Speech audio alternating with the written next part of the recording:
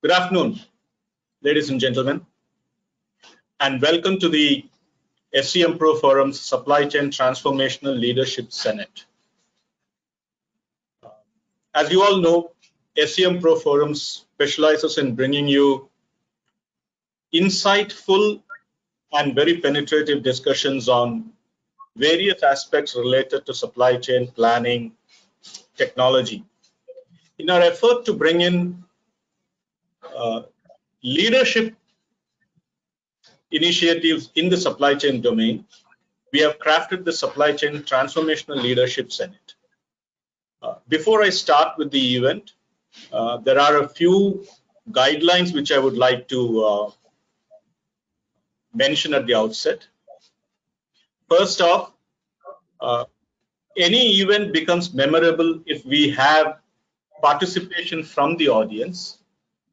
To that end, I would request you to kindly send in your questions. On the panel on your right-hand side, you have a question box.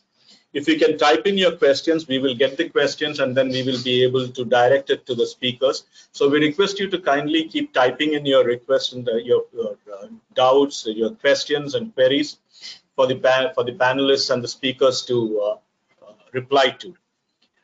This is essentially because this platform is in a listen-only mode. Only through the dialogue box will be able to continue a dialogue with you. So we request you to do that. The second thing that I would like to I would like to thank Agility for being a sponsor for this event, and also Logistics Sector Skill Council for helping us put this scene up together. We thank you very much. As you all know, Institute of Supply Chain Management is a thought leadership education and training institute. With SCM Pro Forums is our event wing, and SCM Pro Knowledge is our portal where we bring in interesting and insightful articles, opinions, interviews with supply chain leaders. So I request you to also keep looking at our websites, iscmindia.com and scmpronowledge.in. In iscmindia.com, you will be able to get a very comprehensive idea about the new courses that we are launching, the training programs that we offer. And if any one of you require training in areas of supply chain demand planning, we request you to kindly get in touch with us and we will be able to arrange trainings for you, not only as an individual where we can have certification programs, but also in company programs. So request you to kindly visit our websites also.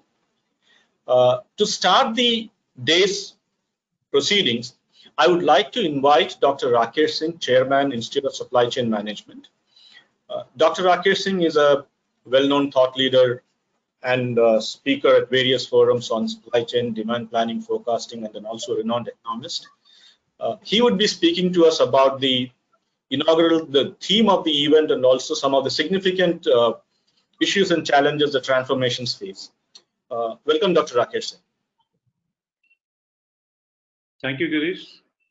And good afternoon, all of you. Good evening, some of you, and good morning, some of you from other countries, those who are attending and speaking. ISCM SCM Pro Wing brings to you this first Leadership Transformation Summit in the domain of supply chain management. We thought that the world of supply chain across the world and in India has gone through an amazing transformation because of COVID-19 and the disruption that was to be seen post COVID-19. And what a disruption! It was a disruption on the supply side. It was a disruption on the demand side. The whole world stopped in terms of demand side, and I think such a disruption is a very rare event in the history of the world, and hence it created a new regime in supply chain itself, a new paradigm in supply chain itself. We have a friend, John Gattorna, from the Gattorna Alignment, which will take you through supply chain transformation. His book is an amazing book in that area, defining transformation for all time, but I think it has got an extra meaning this time in terms of transformation.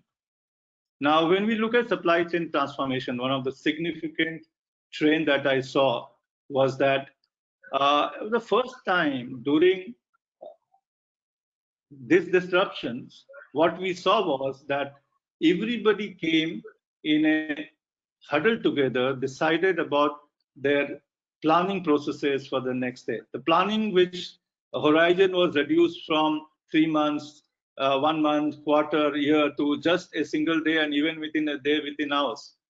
And planning for different scenarios. That's the second thing that happened. Planning for different scenarios, in the sense that red, yellow, and green zone were themselves a scenario, and the kind of transformation that was happening on a daily basis geographically brought about a significant insight into how businesses would move and how do we plan in a very short period of time. My friend Saurabh called it as hyperlocal, using the concept of locality. I think that is what happened. And in the process, one of the significant thing that happened was that everybody came in a war room. What John used to define in our forums and in personally, when we had discussions about dynamic alignment, I saw a glimpse of dynamic alignment that was coming alive during the period of disruption.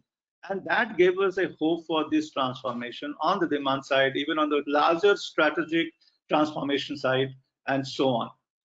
We found that even on the supply side, one significant trend that has happened, and I think for India, like a country like India and Australia and others, there are also significant geopolitical shift in the world today post-pandemic, and we face a very strong geopolitical, dynamics in terms of our preparation. And from a country which happens to be the significant source of supply and a significant source of influence in today's economic world. Now, what do you do? How do you really look at it? So we saw a dramatic transformation, and I think leaders were very dynamic, who could really see the trend, secured alternate source of supply than China, and actually they made a very significant contribution to the transformation of their organization during the pandemic. But even within the single country sourcing, there are a lot of problems that exist, and that needs to be seen from a different perspective. I bring up a perspective of MIT. I think that a large number of professors would talk about the same thing. They've done the same work. And hence, I wouldn't give a credit to single Professor Yossi, but it could be Yossi and even David Sinchi-Levy. And there are some more colleagues from Harvard Business School that worked with them. It is very significant to understand your bill of material, and where does your bill of material actually map with your different tiers of supply chain, and do you have visibility in the particular tier of supply chain in order? So that one theme of transformation that came through was that, do we really have any reach beyond the tier one supplier? If you don't have the reach beyond the tier one supply, tier one, tier two, tier three, tier 1,000, in automotive, Kalpesh is here to speak, he would say, how do you really understand the underlying risk? It was found during the tsunami that Ford had a 0.2% risk of a certain chips lying somewhere in the 13th tier, and that disrupted the business for around 2 weeks, because everything else was in place except that particular part, and it was because it was not mapped, the risk was not assigned.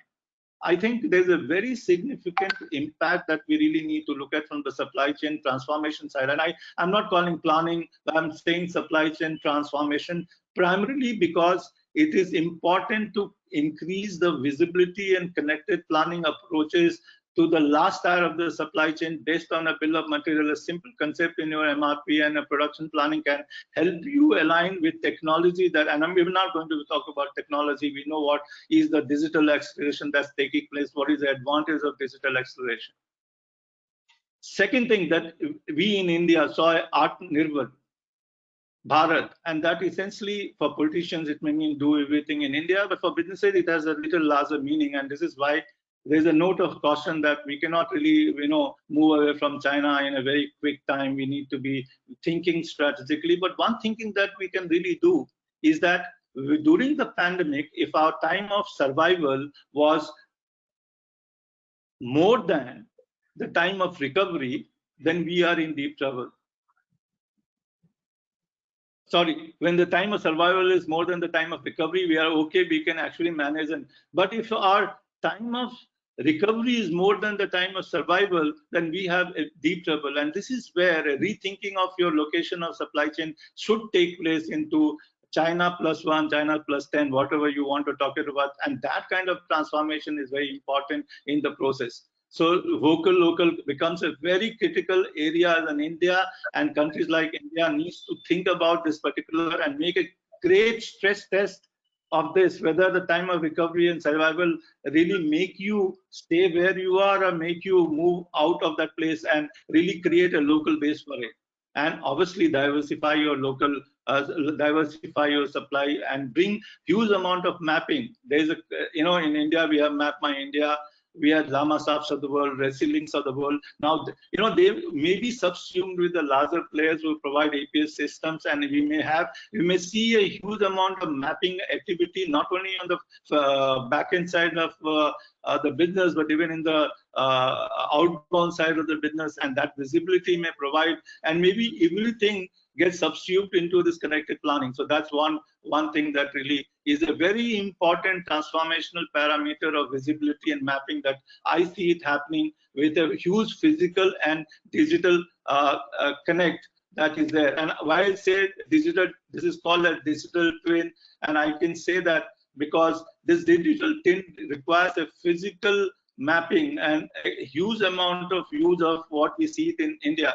For instance, in India, the digital twin with physical twin means that we need to map our infrastructural dynamics of changes and development that would marry with the digital technology to create a very appropriate connected planning framework and a network, an autonomous network optimization process through the control tower. Some of our friends who have talked about in our earlier this thing. That is a very important aspect of it. Last but the least, and I think John will talk in a more elaborate way, in a more thought leadership way, but I think there is a need for us to understand that there has to be a very strong dynamic alignment between sales, finance, and supply chain within an organization. Primarily because sales looks at pipeline opportunity, finance looks at currency, supply chain looks at volume view or at the more granular level, and hence the focus of sales is on customer opportunity, focus of finance is more on controlling cost and managing profitability, and focus of supply chain is on maximizing customer through the production of a feasible plan. Do we have a single number that can really look at into this? And I think this is here a great cause of caution. And I think we have among ourselves Vivek also speaking, and Vivek is an IBP leader in his own right. I think this is a very critical above the line situation where we need not only to align or integrate, but to harmonize and synchronize the different data definitions, planning levels, and focus of these functional areas to create a plan, a very feasible plan, which would marry the technology and bring visibility into this. So this is where the physical and the human angle, and there's a large need for really looking at the human angle in a big way, and skills and capability and ever the belt leadership changes, and change management becomes a very critical area. But I would also say that there's one more area that's very important. While we are talking about SNOP and IBP, we miss below the line alignment. And I've been seeing in our research that we are doing for SNOP with 100 organizations, and I may approach some of you to get some critical areas. I find that while the organizations in the last 5 years in India has moved very well in terms of leadership challenges and change management, their below the line activities have not been very well defined. For instance, what is your planning horizons? What is your planning synchronization? What kind of planning approaches do you need? How does a kind of a supply chain synchronization sits with medium to long-term planning called SNOP and IBP? And that is a very critical area. How do you manage your order management?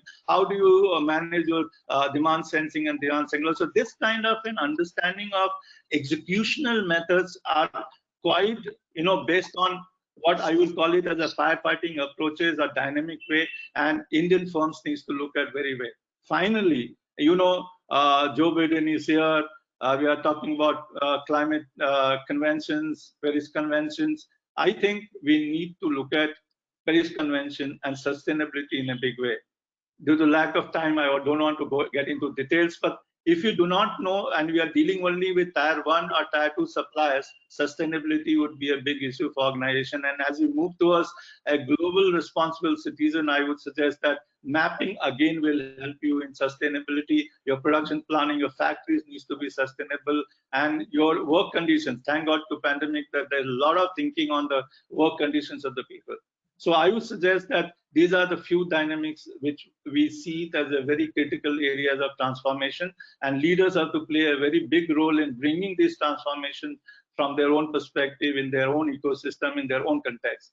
So with this, I think I invite all of you to the first Leadership Senate, and also I thank all of you to agree to share your viewpoint at the critical juncture where the thought process is evolving. Thank you very much. Back to you, Grace. Thank you, Dr. Singh, and that was a very well articulated. You articulated the larger issues which underline transformational themes within supply chain. Essentially, we talked about governance issues within supply chain. You talked about sustainability. You talked about the planning challenges and also the technology challenges, and finally the human resource aspect of it. So that was a wonderful start to this panel. I would now request Dr. John Gattorna, who is a keynote panelist, to kindly come in and make his presentation. John will be talking about transforming supply chains, realigning your business to better serve customers in a disruptive world. This is also based on his latest book. In fact, all his books, I've read 2 of them. I've read the last one I read was Dynamic Supply Chain. So yes, Dr. John Gattorna, it's over to you for your keynote address. Thank you, Girish. Your audience, please keep typing in your questions. Thank you. Can you see my slides okay? Okay. Can you slow that now? Yeah, we can now see it, sir. Yes. Okay. Thank you for that introduction, Girish, and thank you to Dr. Rakesh Singh for the invitation. I'm sorry I can't be in India with you, but of course we've got the whole Indian team down here in Australia, so that's the next best thing. Look, Rakesh touched upon some very interesting points in his introduction.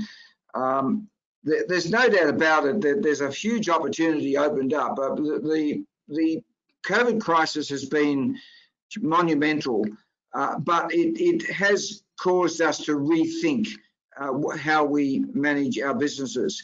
And I think it's a great opportunity for both India and Australia to review things, because in many ways we've been lured into a sort of false sense of security with the sort of operating environment that we have seen over the last number of years.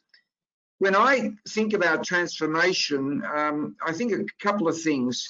I think, first of all, that I think about the business. I really think now that the supply chain is so intertwined with the business. When you think of some of the big manufacturing businesses that are on this webcast, 80% of their capital is tied up in supply chain assets. 65 to 70% of the working capital is tied up in inventories and other things. And so in many ways, for many of us, the supply chain is the business. And so when we start to think about transformation, we've got to think about not just transforming parts of our logistics structure or function, but the whole business, because if we don't get the whole business going, then we're not going to go as fast as we should. I'll just make a few points before I then just show a few slides. I'm thinking tonight about sort of 3 points that I want to make, and the overall point being that we have to take this opportunity to transform at speed. It's all about speed now, and I'm going to talk to you about agility in the context of supply chain alignment that Rakesh mentioned, where we have to have a agile pathway to our customers, as well as lean and others, but we need an agile pathway because a lot of our operating environment going forward is going to be plus or minus 40% coefficient of variability. The second point is, and this has been taught to us by COVID, is that about every 10 years, we can expect a black swan event. And so we're going to need extreme agility on top of our business as usual type agility to be able to handle the plus or minus 100% variability in demand. And the third point I want to make is all this is good, but we need to, as I intimated earlier, start to think of ways that we can get our organisation working at a higher tempo, faster clock speed. And again, Dr. Rakesh Singh touched upon this. There are a number of ways we can do this. Organisational design is a key one, but underpinning a lot of this, we do need to sort out our data structures and get our digitalisation working. Because if we don't have digitalisation working end to end, then we will never be able to get the information fast enough to make quick decisions to get our supply chains working at the speed that our customers are now demanding. And my final point would be, of course, if we think of the 24-hour cycle, then the control tower is becoming a very important instrument. And I would highly recommend to all of you that you should consider putting in a control tower to monitor the progress of orders from order receipt to delivery in a 24-hour cycle to make sure that we are really getting to grips with the real-time demand that our customers are seeking. Now, this slide here is really just a quick historical visit. As you all know, and India's, like all the countries around the world, is developing quickly in its knowledge. But if we look at supply chain, it's only really been a field of management science for about 50 years. And in that 50 years, we've had a number of crises. We had the oil crisis in '73, the dot-com crisis around 2000, SARS, which was more of a regional crisis, the global financial crisis, of course, 2008-9, and of course now the really big one, the COVID crisis. And I guess the point here is that even before the COVID crisis, our supply chains were becoming more vulnerable. We rationalised our supply bases. We let our procurement people run wild and go sourcing globally. We've increased the length of our supply chains. We've centralised production. We've taken out distribution centres. And along with this, you get people like Jim Collins, who's a very good research-based management guru, telling us that we are now entering a period of what he calls ferocious instability.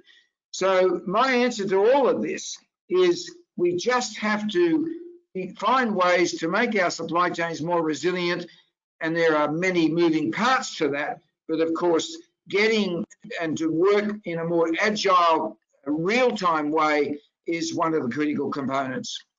And this diagram here is really just reiterating the point I was making. In that middle area, the blue area, that's where normal agility, plus or minus, coping with plus or minus 40% demand, as Rakesh would talk about.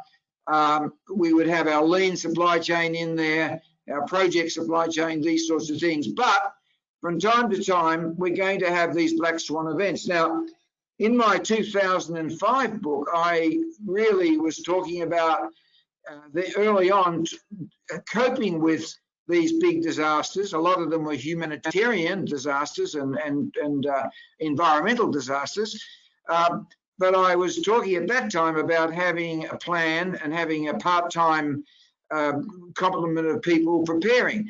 I think after COVID, I've changed my mind. I think that major corporations that are around $1 billion just have to put aside a dedicated group of people, they have to have the models, they have to be running scenarios, they have to be ready for the next big black swan event, which would surely come.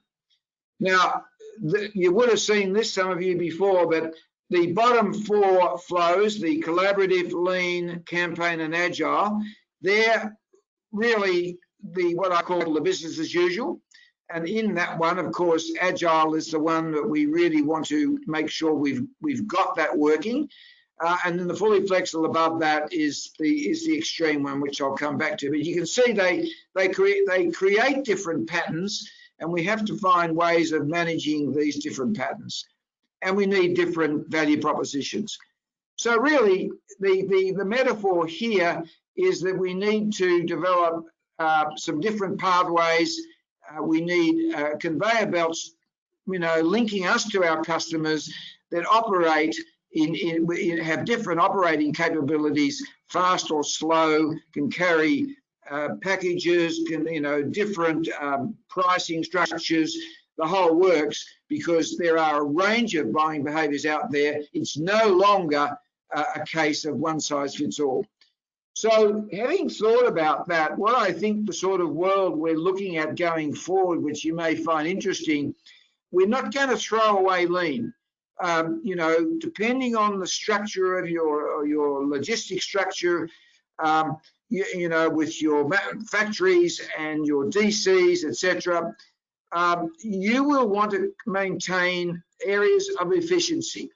And so what we've got to sort of look to try and design into our future infrastructures is where we can benefit from efficiencies, where we've got scale in our factories and in our big DCs. But sitting on top of that, we have to have capabilities that link to these different customers, and in particular, the agile, demanding customer that doesn't share data with us, that's opportunistic, but is really the growth area, because so many of our customers are starting to behave that way. And sitting on the right, the fully flexible supply chain will be all the way through, because there is no efficiency there. When we get emergencies like we've got, we have to embrace creativity, and we have to forget about efficiency. So what I'm showing you on this page is really just two combinations. There's a combination could be like that, or you could have another combination where you've got less room for a lean efficiency, and you may have to have agile all the way through. Could be your spare parts, maybe, and you certainly might have to have fully flexible all the way through as well. But I'm just this points out what has been known for a long time, which is what's called the decoupling point, where you move in an organization from where you're looking at efficiency to where you're looking at effectiveness and alignment with your customers. So both have to coexist. And underpinning that, this idea of agility, we have to recognize that it does require, I think, Rakesh, you indicated as well when you mentioned, going inside the organization, we have to start creating subcultures. And the one down there on the right that I'm sort of indicating is very much the subculture of agility. We call it the rational subculture. It's all about results, urgency, high levels of activity, planning, rewarding individuals, getting the job done, and recruiting people who feel comfortable in taking limited risks. So on this one page, I'm trying to summarize and say what we are really faced with now is what I call managing in a parallel universe. On the bottom 4 supply chains, we have pathways there which cover off what I would say is 80% of our target market. And it covers the collaborative customers that we've got, the lean customers who are transactional and worried about price. It covers off our campaign project type customers, and it covers off those that are looking for straight agility and speed. And you'll notice there that the focus in each of these supply chain types is different. The technology and is a bit different, and the combinations of technology are different, but they're all in many ways socio-technical systems, but they just have a different mix. So that's the business as usual.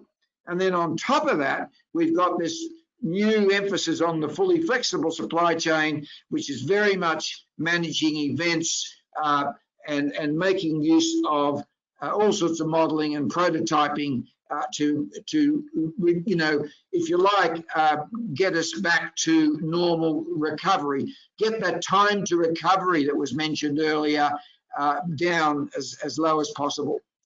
So, and then going then to the third and final component, this idea of increased organisational tempo. I know in India, the British left you the legacy of a lot of hierarchy. Well, you know, you're just going to have to change a lot of that now, because the whole organisation has to operate faster to get the faster decision-making times.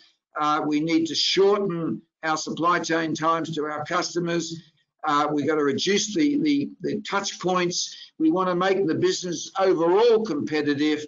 And the interesting thing is that the faster we can go, it's going to actually help us, because we'll need less, we won't need to rely so much on forecasts, because we'll be almost operating at real time. And this is going to also help in many ways with sustainability. But underpinning this is this whole area of data and harmonizing of data and end-to-end digitalization.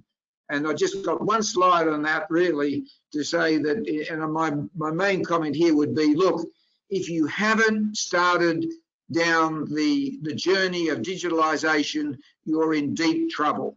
And I would argue that you've just got to put that as your number one priority now, because without digitization, you can't really track, you can't put in place end-to-end tracking. You really can't get the data to do the analytics, to look at the trends. You can't really, you know, in a timely way, get the data to do the ready-to-run models that Rakesh talked about.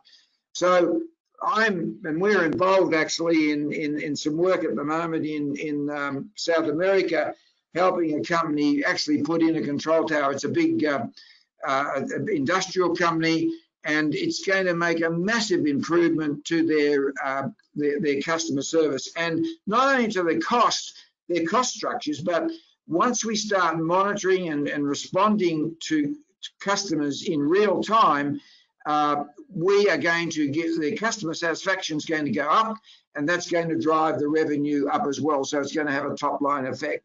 So those are the thoughts I'd like to leave you with at the start of this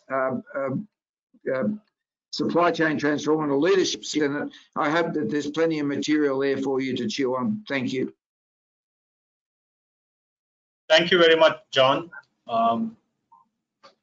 Yes, for those of you who wanted to know the books that Dr. Gattorna has written, here are the books that you have. His latest one is Transforming Supply Chain, Realigning Business to Better Serve Customers in a Disruptive World. Yes, we now request you to please send in if you have any questions.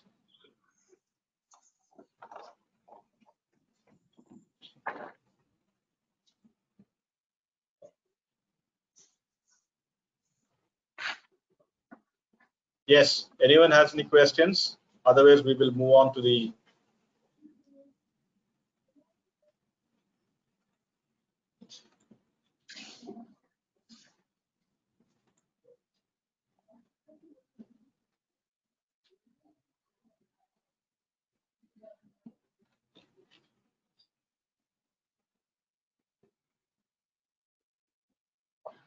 okay. Let's move on.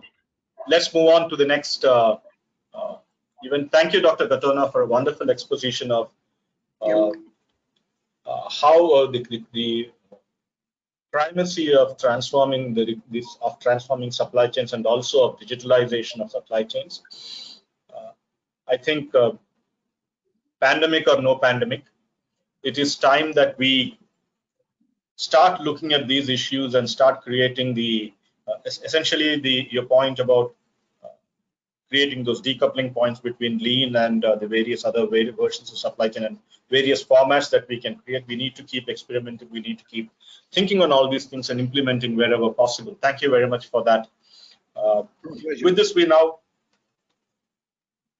move to the next part of the program. The next one is essentially we are going to talk about the transformations in CPG supply chains. We have lined up a series of speakers who could shed some light on it. This is a panel with a difference. The major difference here is that I'm going to invite the panelists on stage, and each panelist will get dedicated time to speak about a subject within this overall transformation of the CPG supply chains. The panelists will speak for around 8 to 10 minutes, followed by a question and answer session from the audience. So without any delay, I would like to invite my panelists for this transformation of the CPG supply chains. Saurabh Lal, Director Supply Chain India and South Asia, Kellogg Company. So if you could please come on to the panel, it will be nice. Ashok Kumar, he's leading supply chain planning and logistics for Britannia Industries.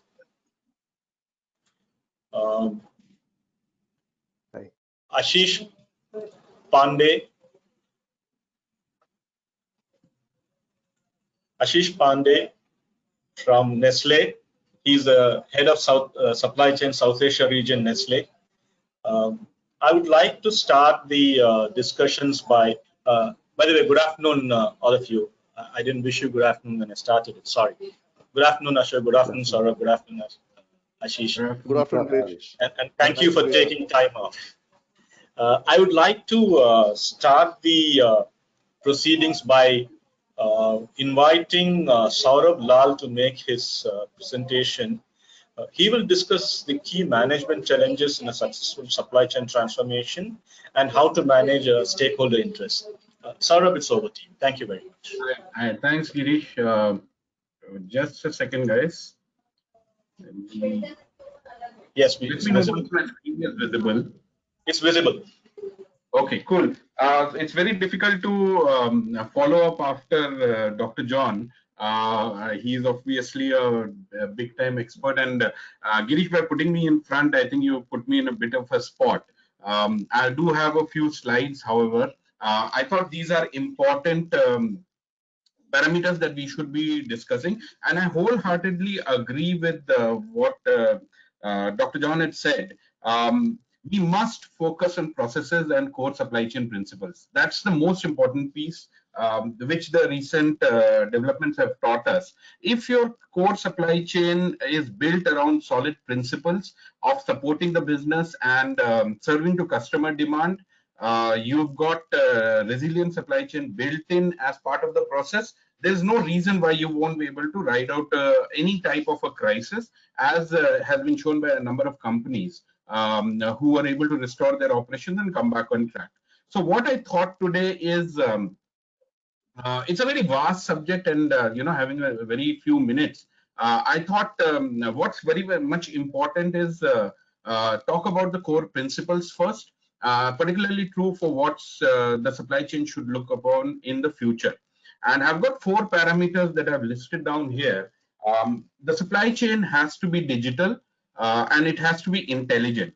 It has to be able to have the ability to adapt, the ability to sort of think for itself, and therefore focus on what the business needs are.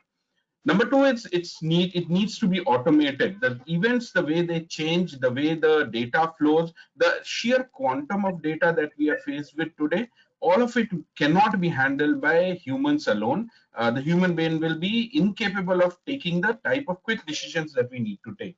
And therefore, an automated supply chain is going to be extremely important. For me, I also think that it's not going to be only about AI and ML. At least in the next decade, we should see much more of human-assisted algorithms coming into play, wherein we are assisted with systems and processes which help us make better decisions. And as the system learns and evolves and adapts, we can leave more and more of those normal transactional day-to-day activities to the system, and thereby freeing up the human mind to do the next level of work.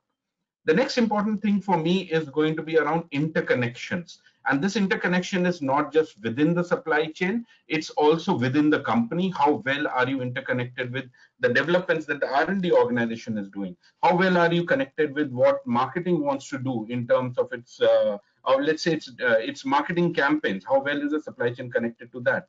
How well are you integrated with the sales pieces? A very big piece that we learned is sales are going to be increasingly driven by promotion activities, and that probably is going to be a campaign type of a supply chain, right? It goes in, it goes out.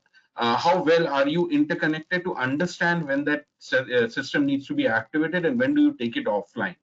And finally, the biggest and most important thing that we have been taught is around human relationships and courage. A plant cannot run unless people are there.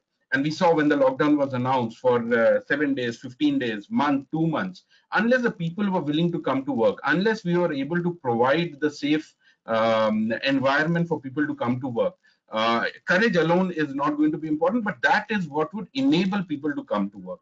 The second big thing around human relationships is, your suppliers are going to be equally impacted as you are. When he restarts, there are going to be 20 people who are going to be jumping on him to say they should be supplied first. And this is where we found human relationships supporting each other in times of need is what came out very, very strongly. And finally, the supply chain has to be business focused and not supply chain KPIs focused. And I've seen a lot of supply chain managers make this mistake, trying to focus on improving the KPIs while forgetting that what's important for the business today is not necessarily your KPI. It's getting the product out in the market to the consumer who's ready to buy it at that time. If I take the next step to say, and mostly around transformation, we're going to be talking about digital.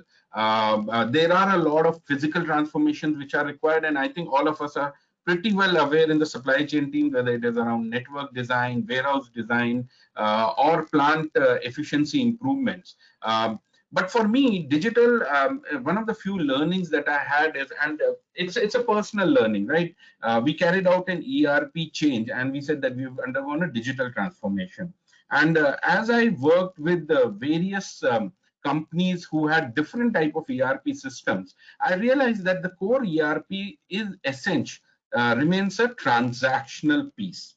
And what is very, very important to note today is there are many, many companies who can build upon your core transactional ERP and provide you the type of digital transformation that you need, probably at a much lower cost and suited to the type of business that you have.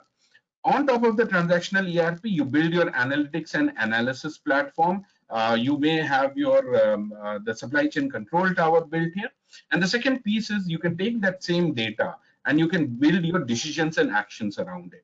It's not possible for every company to undergo a whole-scale replacement of their ERP. It's very expensive. It takes time. It causes business disruption. And honestly, I've worked where people were still completely on Excel base and only a few of the invoicing and order taking, etc., were on ERP, and we still made decent efficiency decisions. But what was important is, did we build on top of that? And I'll come to the next chart. In essence, around digitization itself. And this was a talk I had given at NITI a couple of years back. And I said that digitization in alone is not the solution. For example, we go for shared taxis at one point of time, right? And when you open the app, you know where the nearest cab is, you know what the price is, and it helps you decide what to do. But it does not necessarily mean that a cab is going to be available. because lots of times when you open the tab, especially at peak hours, we find that the cabs are just not available. So just a digital solution itself is not going to be the solution. And if you look at, people who are in Mumbai, you will see that the local trains which have been running for many, many decades have got a display system at every station. And people in Mumbai time their travel as per these, the train timings. And this system works pretty well. It is fit for the purpose that we have, right? And that's very, very important when we carry out a transformation. There are three very, very specific points. Assuming that your supply chain strategy is driving the transformation plan, and you are not undergoing a transformation or a change just because it is good to do or because everyone else is doing it, right? So any transformation that you do, whether in the physical world or a digital world, has to be built for a compelling business need. For example, if we find today that a lot of projections about growth of e-commerce in 2025, people have found that the growths have been achieved in 2020 itself, right? If your company is undergoing a similar type of push in or a change in the channels through you serve, that's a compelling business need. And that's the channel that's the specific transformation that you need to build. So is it going to be how do I put it? The e-commerce supply chain itself works differently. For those in the CPG industry, you need to take an appointment. It's a very fixed time. You need to send everything exactly. You're sending everything in cases, but in case something comes back from the e-com channel, they're going to send it to you back in pieces, right? There is no way that you're going to be able to take it back into your system. How are you going to design for that? How are you going to ensure that your truck reaches with all the stuff intact? It has been stickered because that stickering is an additional work that you need to do, and it reaches there when it is required, right? So how are you going to build your supply chain around that? Also, e-commerce companies have got a huge amount of data which is readily available for us to tap into, which can help us drive our own efficiencies. So that's the first piece. Decide what's the compelling business need, and your supply chain must be designed, or your transformation must be designed around it. The second piece is it has to be fit for purpose, right? And I talked about it earlier. It has to be for process improvements versus just saying that I will take care of some KPIs in my system. When you improve the process, you improve the health of the overall chain, your KPIs will follow in terms of improvement. The third piece here is going to be, it has to deliver value. A lot of times we want to do things and then we go back and say that the business is not supporting me. And for me, the biggest, there were a lot of people who have asked me, how do I get my business to support what I'm doing? And the first thing that if I put in as saying that there are 3 or 4 different stakeholders, right? The first stakeholder obviously is going to be a finance guy. And he is going to look at, say, does it deliver me value? Do I get a return on my investment that I'm going to make here? And the decision here would be what type of a solution you are choosing, what type of a cost does it bring in, does it require too many changes, can it sit on top of the current thing that you are having? Is it suited to what you are trying to do? Can it be done at a lower cost? And fortunately, even in India today, there are many people who are offering custom built solutions at a low cost, which can be deployed quickly so that you get your ROI. Any changes that you do have to result in a business benefit, either increase sales or lower costs, and therefore they will be an ROI. You just have to look deeper and harder into it. The second person who would come from a supply chain transformation bit would be the sales guys. So for him, it's going to be very important. His whole need is whenever I demand a product, I should be able to get it, right? He's not interested in what is your plant efficiencies, what is the changeover issues that you're going to have, what are the manpower issues you're going to have. So the piece for him is going to be, is how do you tell them, this is the improvement that you will see on the ground once I have implemented this change. Don't try to dig too much into the complexities or the principles of the change. Focus on what is in it for him. The third big piece is around your CEO. And for me, I've been fortunate enough to have worked with some great CEOs who understand what supply chain is all about, who understand the nitty-gritties. But with my CEOs, my biggest first thing has been, I want to do it, but let me prove it to you by putting pen on paper. So in one of the companies, we wanted to do a theory of constraints based, a dynamic buffer management type of a piece. And the cost of the implementation was going to be around 2 crores. Obviously, no one is going to put down that type of money unless the system is proven. So we ran a manual setup in parallel. Every week we spend 8 hours looking at what the requirements are, changing the inventory by hand, focusing on 150 SKUs. We managed to significantly improve the fill rates. Then we went back and said, this is the advantage that you're going to get. And this, if I can do it with the automation, I can probably give you another 1% improvement in the growth of the company. And that becomes a very compelling piece for the CEO to do. A lot of times, supply chain guys automatically assume that everyone knows about the principles that we are talking about. It is not true. They are very, very, of course, very, very smart people across in other businesses. But go down, prove, show that proof of concept that we talk about. Okay, put pen to paper, and there is no reason why someone will be going against the logic that you are putting. So broadly, that was from my side, a very quick presentation, and I do hope it makes some sense to all of you. Thank you, Saurabh. Before we take up questions, I would like to invite Ashok Kumar. Ashok will be talking to us on how to create resilience in supply chain, essentially the challenges facing the CPG supply chain and developing resilient supply chains that are both digital and agile. Ashok, you have 10 minutes. Yeah, thanks, Dr. Girish. Is the audio clear? Yeah, your audio is clear. Okay. So I don't have a presentation. I'm going to talk through, a few minutes, and then we'll open for questions if you like. So resilient supply chains. See, when we experienced this pandemic, that's when we were put to true test, really. And I think everybody was really caught off guard. We also, and I must say that we were quickly, fortunate to quickly get it off the ground. So I think what happened in that is 2 or 3 things. What happened. I'll talk about what happened, and I'll talk about what are the learnings so that we can apply that in the future and create a more resilient supply chain. What actually happened was people. If you look at it everywhere, people became the most important factor. So factories to produce, people to go and sell, in a CPG kind of an environment that actually drives the whole system. So how to de-risk that was the biggest thing. That is one side of it. Second side of it was to how to understand what's going on, and how to dynamically adjust and see what can be done. The regular theories of supply chain in terms of forecast drives, production, etc., went out of the window, really. So really, we were up for a different kind of a situation. We were fortunate to have some inventory in the system when it all hit us. But I think it's a matter of time when, particularly when our kind of industry, when the essential goods opened up, we could start supplying, and inventory started going down. So the question is, how do we put it back, and how do you manage the show?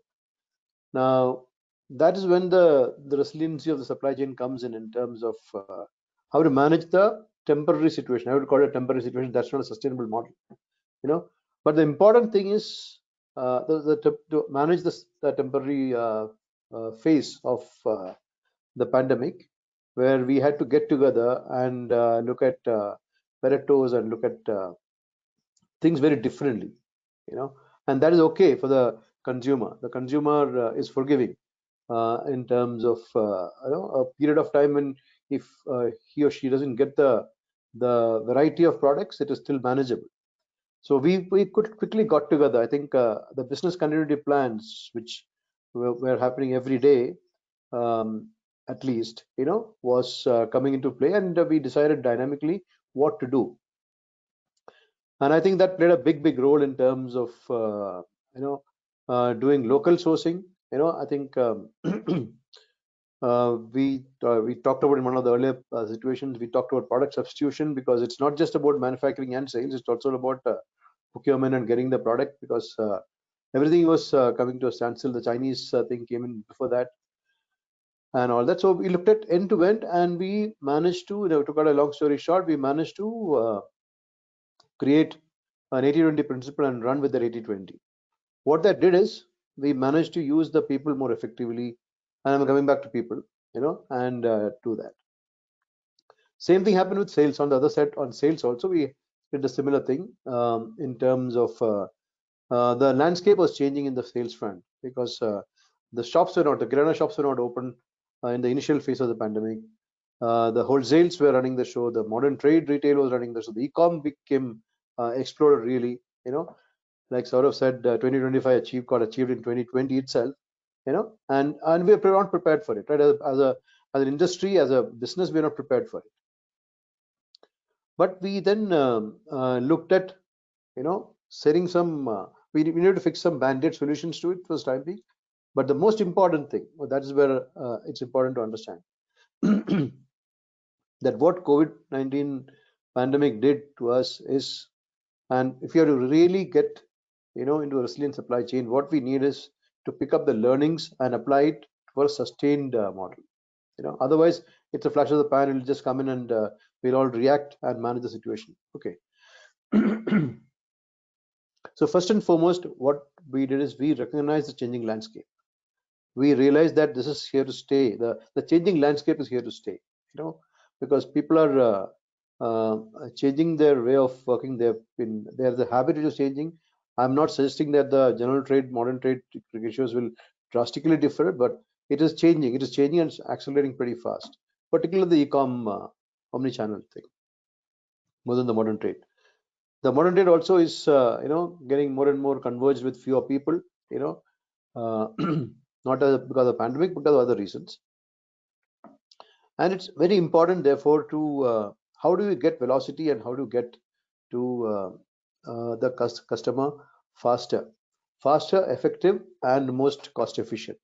Okay, so that the pandemic really taught us, because we had if a product moves from point A to point C through point B, we had cut short, and we made sure that it moves from point A to point C, and we would have done this probably 3 years down the line, 4 years down the line. It really accelerated the journey in terms of effectiveness and efficiency. It did two things, right? It does two things in terms of it reaches the product fast, it's much fresher, and also your wastages in the supply chain reduces. Then you find ways of managing this whole point A to point C transition. Okay, so that's one important piece which we have picked up. So we moved from so we have something called direct dispatch. We have it in early double-digit numbers. We moved to 25-30% during the COVID period. And what we've done is we picked up what could be sustained. Everything cannot be sustained, but we really probably doubled the whole thing. As a result, your products are moving faster. Your inventories are it gives an opportunity to look at inventories, and invest that money in something very different. Second thing is about looking at the whole automation piece, because all of this, when you do this, you can do that for a period of time with high touch. Okay, but you cannot do it on a prolonged basis, and you need therefore digitization. And we had some digitization journey which is going on, and we accelerated the whole piece. And we set up 2 control towers, one for logistics, another one for customer service. And the control towers, what it does is, in terms of gives you end-to-end visibility of what's going on. It really tells you what to do, what not to do, what are the touch points, where can you navigate 45 degrees to get a 45-degree turn, and things like that. And that really helped us in terms of setting ground rules, setting our themes for our transformational themes for our future budgets, AOPs, long-term plans, etc., etc. So it changed the direction in which it is going. Last but not least, this is the last point I'm making, is that what risk assessment. I think our risk assessment levels pre-pandemic has been very different from what we are doing now. We are now looking at, we are trying to anticipate things. A real business continuity plan is all about a lot of what ifs, and really thinking through what could go wrong, and what are the other alternates which are there readily available to back it up and bring you up to speed. So these combination of these sustained learnings from the pandemic and putting it back into business, making it more resilient, is what I think. We are on a journey. I wouldn't say that we have reached anywhere. We are on the journey, and that is what I think it will help us with, coupled with risk assessment for the future, anticipating things we are not really seen. That's what COVID taught us.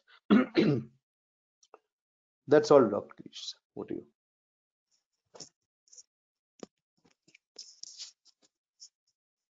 Am I audible? Was I audible, Girish? You're audible. You are audible, sir. That's very nicely put. A lot of organizations have a lot of learnings which they accumulate over a period of time, and unless they are captured and carried forward, the whole purpose of managing that knowledge, because the whole new area of knowledge management becomes equally important going forward. And the way you articulate it in terms of resilience, sustainability, and also the use of technology to bring in better visibility and able to preempt or at least anticipate problems and have a plan B is a very interesting option. I thank you very much for it. I would now invite Ashish Pande from Nestle to talk to us about the whole concept of planning and how transformations in planning are also a core area of, and how organizations like Nestle have mastered the art of this transformation from the planning process, a planning-centric view of it. Ashish, over to you, 10 minutes. Okay, thank you, Girish. I think you can hear me. Yes, I can. Okay, so thank you for giving me this opportunity, and I think an S&OP planning is something which is very close to my heart, and I think all supply chain managers spend a lot of time in trying to create an efficient and effective S&OP process. So I think it's an ongoing improvement process, and the COVID really shook us, and we had to look at S&OP process in a very, very different way from the traditional ways of working. So what I have gathered is that post-COVID, the supply chain manager has to wear two main hats. And the first hat is of customer and consumer centricity, right? It's not that we were not wearing this hat before, but we have to increase the size of the hat, right? We have to increase the radar. And second, the hat that we have to wear in a way that we think and act like a CEO and understand the business priorities. And I'll give you the examples of both.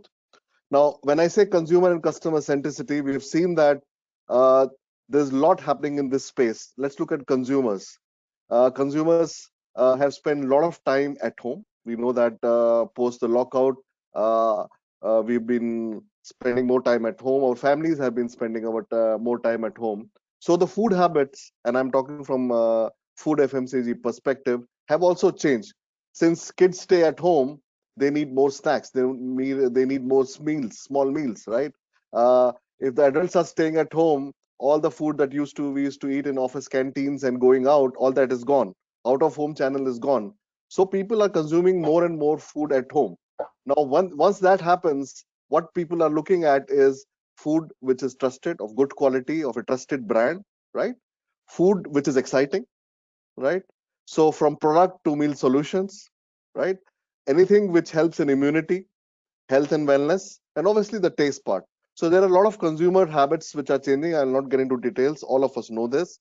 So this is one part that the supply chain manager needs to keep a close tab with either consumer insights team or market research team, that what are these consumer habits and how are they evolving, and how do they then impact the buying behavior and then translating into demand planning. Second is the customer centricity. We have seen the customer landscape totally changing. The e-commerce segment took off. We have some products in our portfolio where the demand went up by 5 times during the pandemic. The e-com penetration, I think, has increased substantially. What it was supposed to do in next 3 years, it was done in these 6 months. So we need to understand these dynamics of channel proliferation, channel strategies. So we need to keep a very close touch with our customers. And I've got a lot of insights while talking to all my customers. I make it a point to call them at least once in a month, have a full scale discussion, because they are also planning a lot of things. And if we are not in sync with what the customers are planning, we'll never be able to be partner of choice with our customers. So broadly speaking, these two hats, the customer and consumer centricity, that's one hat that we need to enhance, sharpen. Other is the business hat. Now we know that SNOP planning is basically, there are three elements which are there in SNOP planning: the commercial strategy or the commercial planning, the operational planning, and the financial planning. And it's our role to make sure that these are synchronized very, very efficiently. Now, we all believe that we do this and we do a good job, but things are changing now. Now, if you speak to your business manager or CEO, and if the business strategy for any product is to gain market share, okay, and gain market share by introducing new products, by offering value for money, or for offering formats which are more conducive for consumption, and so on and so forth. And if we design our supply chain in such a way that there is no flexibility in supply chain to cater to these business requirements, then we are not doing justice. So I'll give you an example. We launched some new products post COVID in Q3, and plan was to go very quickly and rapidly increase numeric distribution. Now, if I had given instruction to my team that, look, work on just in time, work on lean inventory, make sure that there is no excess inventory, and if there is any surplus demand, then the agility that we have in the supply chain is very, very different. So we need to adapt this. We need to understand if the business strategy is to increase numeric distribution, increase household penetration, then we need to be flexible and agile and make sure the inventory and manufacturing processes are aligned accordingly. Now, if the strategy is to optimize operating profit and invest behind the brands in terms of media, PFME, and so on and so forth, then the actions that we need to take in operation SNOP planning are very, very different. So these are two examples that I wanted to explain where the supply chain manager has to integrate the business strategy into a well-woven SNOP strategy, which the teams understands, and team can then take cues from consumer, customers, and the data that we are getting, pivot themselves very quickly to support the business growth. Otherwise, as Saurabh was saying, that we'll have brilliant supply chain KPIs, but we may or may not have optimal business results, and what do we want to achieve. So this is one part that is very, very important. It's not that supply chain managers are not doing this. All of us do this, but we have to do much more, and we have to align our teams across the commercial and operations and finance organizations to understand this. If everybody understands this, our job is over. Then people will take their own action. So that's one part. Second part is what I call about weekly cadence and a monthly cadence. Now we know that all our statistical forecasting, past history, and the way we used to do forecasting is sometimes not very efficient. I would even throw out all the data that I have in my planning system from Q2 because that has no collaboration or no corroboration of what is going to happen in future or in the past. So what we need to move towards in our supply chain is a weekly cadence process so that we have end-to-end visibility of value chain. We see what is the offtake with our modern trade, e-com, and traditional trade customers, if we can, through our systems and data. We see how our customers are ordering. We see what inventories we are keeping. How are our manufacturing and co-manufacturing units adapting to that and moving towards a good replenishment process? How our suppliers are moving towards it? Okay, do they understand the demand signal changes and they are able to adopt? And all this on a weekly basis. Now, this is a control tower that a supply chain manager need to have, that how are the customer orders coming in? What is out of stock in e-com that we can see on a weekly basis? Now, when we see this data, are we translating this data into ensuring supply processes, right? Similarly, if there's a DC throughput has an issue, if there is a big day, are we geared up to supply to all our customers 2x of their demand 2 weeks before the big day? Do we have we designed our supply chain accordingly? If we are launching a new product, do our suppliers have the capability to supply that special packaging or raw material that we need? So there's a weekly control tower that a supply chain manager needs to have, and he has to then start orchestrating across the value chain with his team, with commercial colleagues, with finance colleagues, and make sure that we uh, uh, cater to entire consumer demand. So a lot of times I've seen that I have to go back to my business manager and say, guys, what you're doing is working very well. Please step up the gas, do more of it. We will align ourselves, because these people would normally wait for post evaluation data to come in and then take action. So sometimes we have to do it. Sometimes we have to go to a CFO and say, look, this time in next 3 months, I'm going to increase working capital.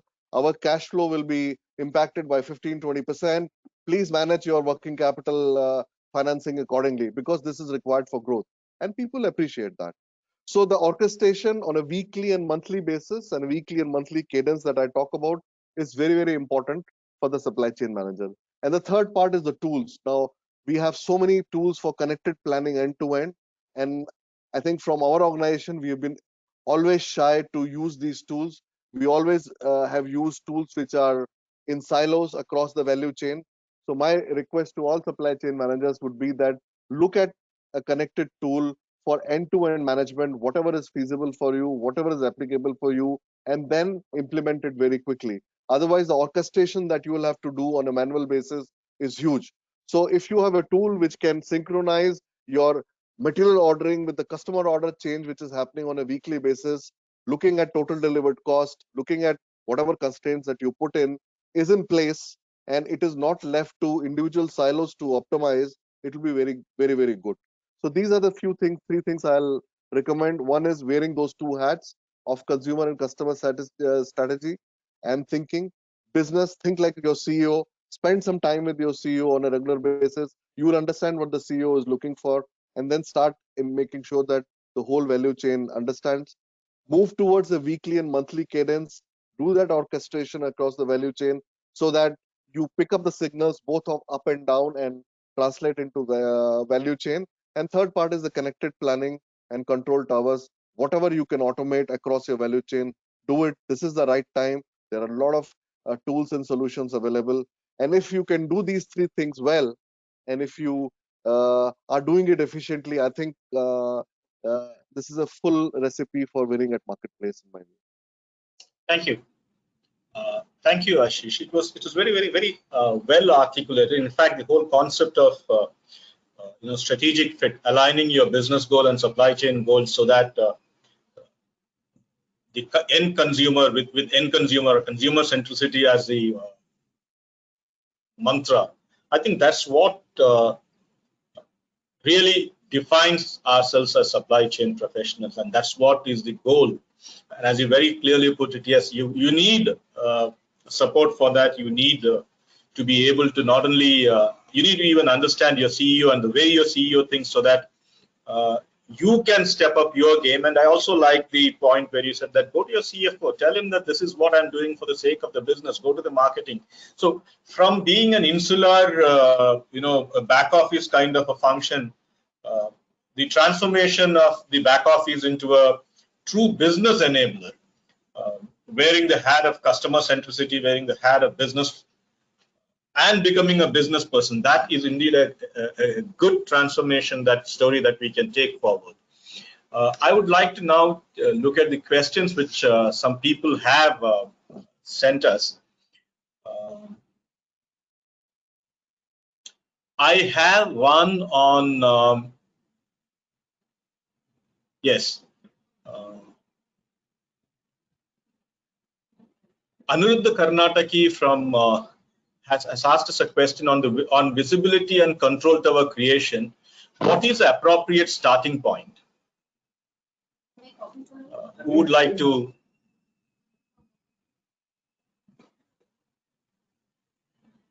Saurabh, you want to take a shot at that?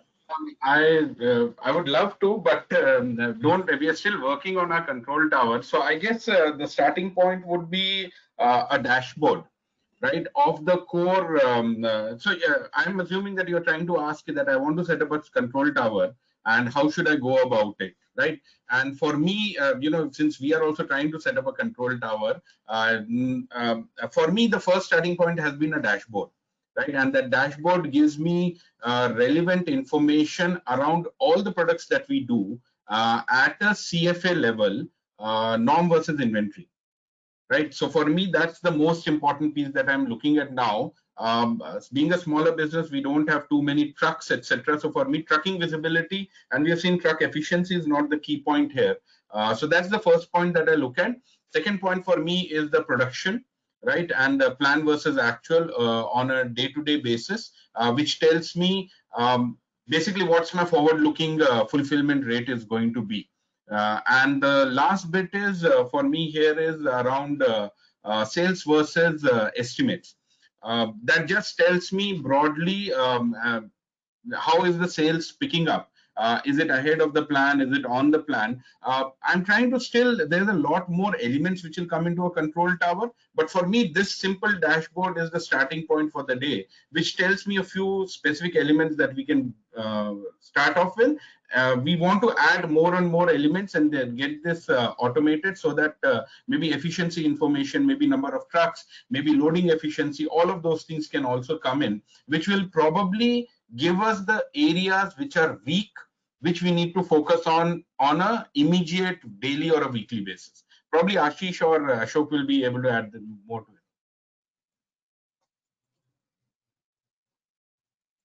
Yeah, thanks, Saurabh, and I totally understand what you're trying to do. My only advice to all my colleagues who are starting the control tower would be that, look, start from whatever you have. Your starting point has to be of creating value to your customers and to your suppliers. So please start from customer order visibility and delivery to customers. If you go and ask any customer today in India, what is the most important thing that they value? It's on time and full. Yes, they will talk about a lot of other things, but by and large, all of them will talk about, are you delivering me on time in full or not? So start with that visibility to your customers, have a control tower, which can then show you what are the customer orders, what is the delivery time, what is the quantity, what is the ATP availability, and are you delivering it? And you can go as granular as you want. You want to see it daily, you want to see it by hour, or whatever it is. And are your customers able to see? So that's the starting point. Create value for your customers with the control tower.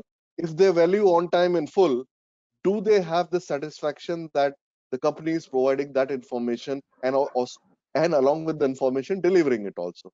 Then work with your suppliers. The suppliers, whenever you go to and talk to your suppliers, what is the most important thing that they value? They will talk about forward forecast and reliability of that forecast. Yes, there are a lot of other things that they can talk about in terms of collaboration, in terms of value creation.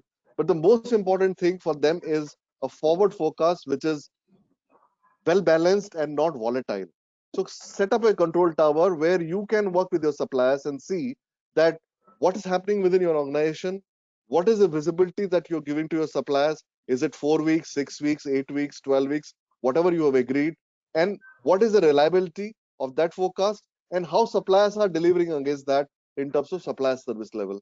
So my request will be, start with these two things: customers on time and full, suppliers in terms of helping them improve visibility of forecast and delivering. Once you have done these two things, then it is up to you to integrate your entire value chain, which is in your hand. What you're producing on a daily basis, what you're dispatching, what is your inventory, where your trucks are, what are you doing with your assets, and so on and so forth. It is your internal thing, right? Which is important.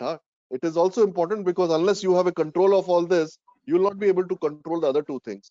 But my request is, start from your customers and suppliers, to create a control tower, which the supply chain manager has a visibility, and down the line, people have visibility.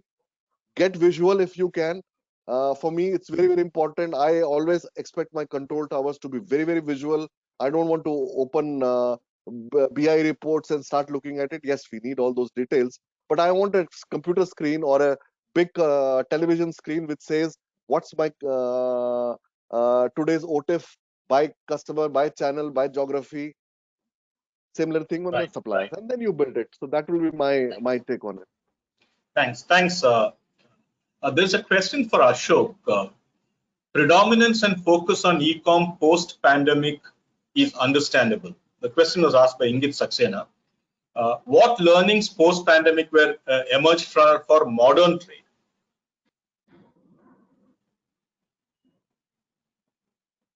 Yes, Ashok. I think you're on mute, sir.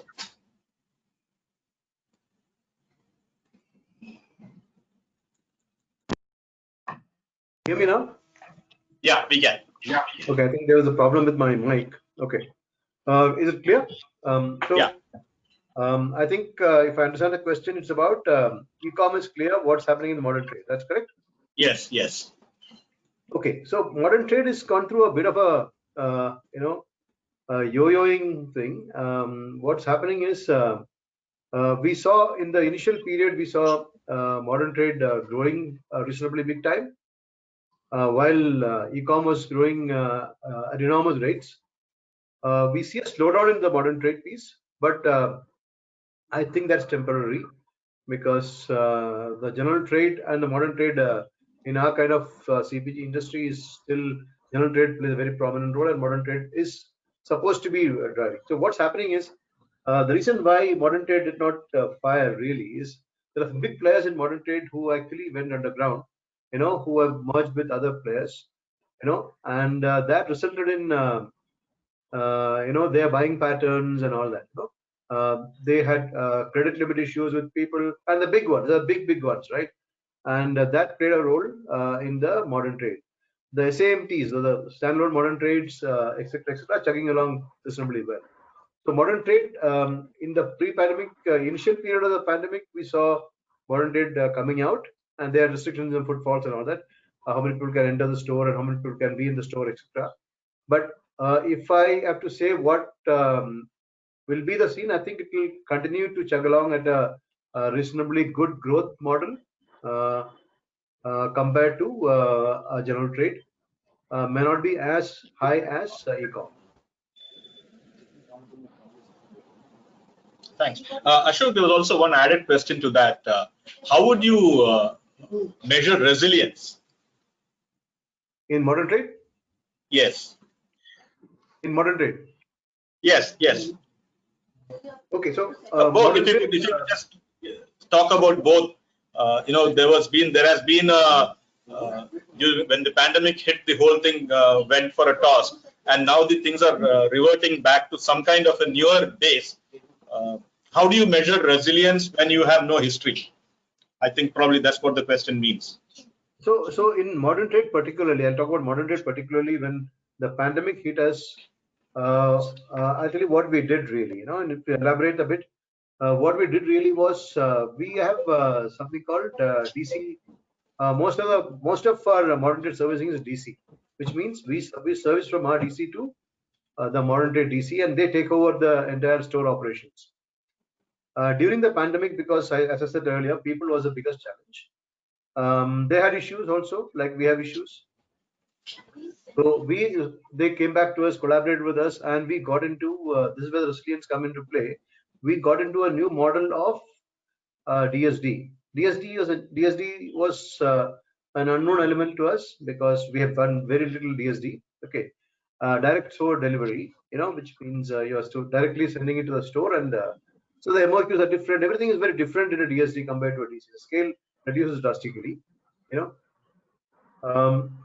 So that is one thing we did to help us during the pandemic. Now post-pandemic, wherever we have seen some efficiencies have kept in a DSD model, because it is reducing one touch, but it's also taking control over their in stocks in the shelf, which is their moment of truth. We have been we've reverted back to some of them, but not 100%. There are some has moved over to a DSD model.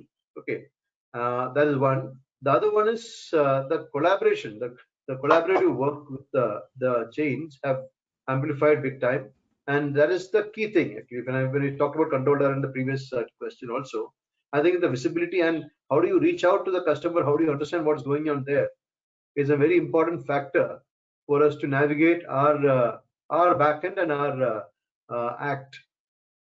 So these are the two things which we did during the pandemic very differently, and some of them stayed, some of them have reverted back because efficiencies are also important to deliver. Thank you. I hope that answered it, and I think we are right on time. I think it's time to I wish to thank Saurabh, Ashish, and Ashok for taking us through your own journeys of transformation, where Saurabh talked about the enterprise picture. Ashish brought in the planning and the customer centricity part of it, and Ashok talked about resilience and how do I build, how do I marry technology and resilience and create that huge the transformation journey. And it was very interesting to note these transformation journeys. I hope the audience has been equally enthralled. There are a lot more questions which have come, but due to lack of time, we need to take it offline, and I hope we could get some of these questions further answered. Thank you, Saurabh. Thank you, Ashok. Thank you, Ashish, for your time. I would request you to now switch off your controls and but still stay with us, listen to what the rest of the panel also, rest of the speakers also have to say. Thank you very much. Thank you. Thank you. See you, Ashok. Thank you, Girish. Thank you, everyone. It's now my pleasure to invite Satish Lakkaraju, CCO, the Chief Commercial Officer of Agility. Satish needs no specific introduction because anywhere in the country, anything to do with logistics, Satish, he is a very, very sought after speaker, and his views are very sought after. And today with us, he is going to talk to us about and whatever happens to the industry, the economy, COVID happens, recovery happens. The one person who is under stress is always the logistics sector, and you can see it in Satish also. There is a huge amount of stress, and ensuring that the goods are transported from A to B, that's the stress given the circumstances. And to talk us through that from not only the domestic perspective but also from a global perspective, I would like to invite Satish Lakkaraju. So you have 15 minutes with you. You can also take, please hand control to Satish for his presentation so that he can show his presentation. He has a few slides. Over to you, Satish. Sure, Girish. Just give me a second. Okay. Yeah, it's visible. Okay, great. Just like that. Okay. My pleasure to always be speaking at the ISCM events, and I think starting March, I've been speaking in various forums, and the way things are changing in the last few months, it's really mind-boggling for us to how we are coping up to this pressure. And we forgot now what is a Saturday or a Sunday, and what is the difference between a holiday actually, because we've been working from home. And while I was logging into this webinar also and wanted to listen to all the speakers, including renowned speakers like John Gattorna, but we keep getting calls for something that is burning somewhere in the world, and we need to help someone. So we realize that our role is so very important for everyone's life, not only for pharma or for essential commodities. And sometimes we thank that we are in this business of logistics, not because there's an opportunity for making money, but I think we have a larger role in terms of our absolute responsibility to make things moving and going. So when I was asked to probably touch base on a subject, I knew that the rest of the speakers would choose other subjects. But what is now burning currently, both on the domestic front and on the international front, and more on air and ocean, is the current challenges that are happening both in terms of air and ocean. And I don't see this to be a one-day's problem or what it is. And this is what started in March, around 10th and 11th, when it was Holi. I still remember having visited Hyderabad and having met Dr. Ravi Prakash Mathur, who's also going to be later on a panel, and a few other pharma companies. And I said, look, it's going to be bad times as far as capacity and air and ocean is concerned. Some people believed me, some people did not believe me, but I think 7 months later, our guess was right that the situation would be bad. So what I've done basically today is, before I come to the concluding part of it, is that how do we address these air and ocean capacity disruptions? Because these disruptions are going to continue. Customers are going to be demanding for product. Some patient will need some medicine somewhere. Who gets priority over the others? So if you see the articles that have been coming around in the news and magazines, all across is that these two articles in which in business line I did mention about the container requirement. I think Maersk was predicting that 60,000 containers will be required in the next couple of years for the reefer containers. Whether the number is right or wrong, but there are some amount of details that are coming up on the forecasting or on whatever it is. The IATA forecasted that you will need 80,000 jumbo jets to deliver coronavirus globally. But later, when we went a few months later, if you look at the recent article that came up also on Mint in India, they said container shortage threatens India's export revival and rest of them. But today, when you speak whether it's China or India, both exports are getting impacted with the shortage of containers. The exports in China have surged 21% from a year-on-year basis when compared to last year. Things like appliances, toys, clothes, personal protective equipment are in high demand now for multiple reasons, which our previous speakers spoke also. Because you're working from home, there's a demand for food, there is demand for a lot of them. So what I've done is that we've taken a data from Seabury and some key assumptions in terms of, what will be the air freight demand if at all the vaccine starts to come out. And these assumptions are based on a clear, thing that we will have 7.8 billion of world population, of which 75% will be for vaccine coverage, and each one will require 2 doses of vaccines. And we are presuming that there will be a 20% of vaccine wastage because of the supply chain inefficiencies for maintaining cold chain. Because maintaining -70 may not be easy, or even a -20 in peak April or May may lead to some bit of wastage. And the weight per dosage will be around 8.5 grams. And we are expecting 45% to be transported by air. So the aircraft capacity can vary because some will have dry ice, some will not have dry ice, between 5.4 tons to 5 tons based on what it is. So if you take those into account, they are looking at anywhere between 11,200 Boeing 777s, 300 ERs, and around 60,000 tons of air freight that could happen. If presuming this happens, then we don't have those type of capacity currently to really offer to the people, and we already have enough high freight cost that's happening at current point of view.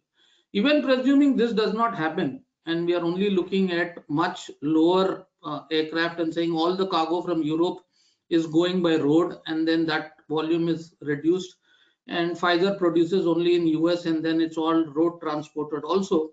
But there is still a lot of cargo that needs to go into Middle East, needs to go into Africa, it needs to go into Latin American destinations, which will still need a lot more capacity, which need to be built in. Either the old aircrafts come back, or the new, some of the passenger aircrafts are converted, which is a discussion that we can always have. So what we've done is, as Agility, we've actually created a little bit of a video for everyone to understand where is the chaos coming in from. So whether you can.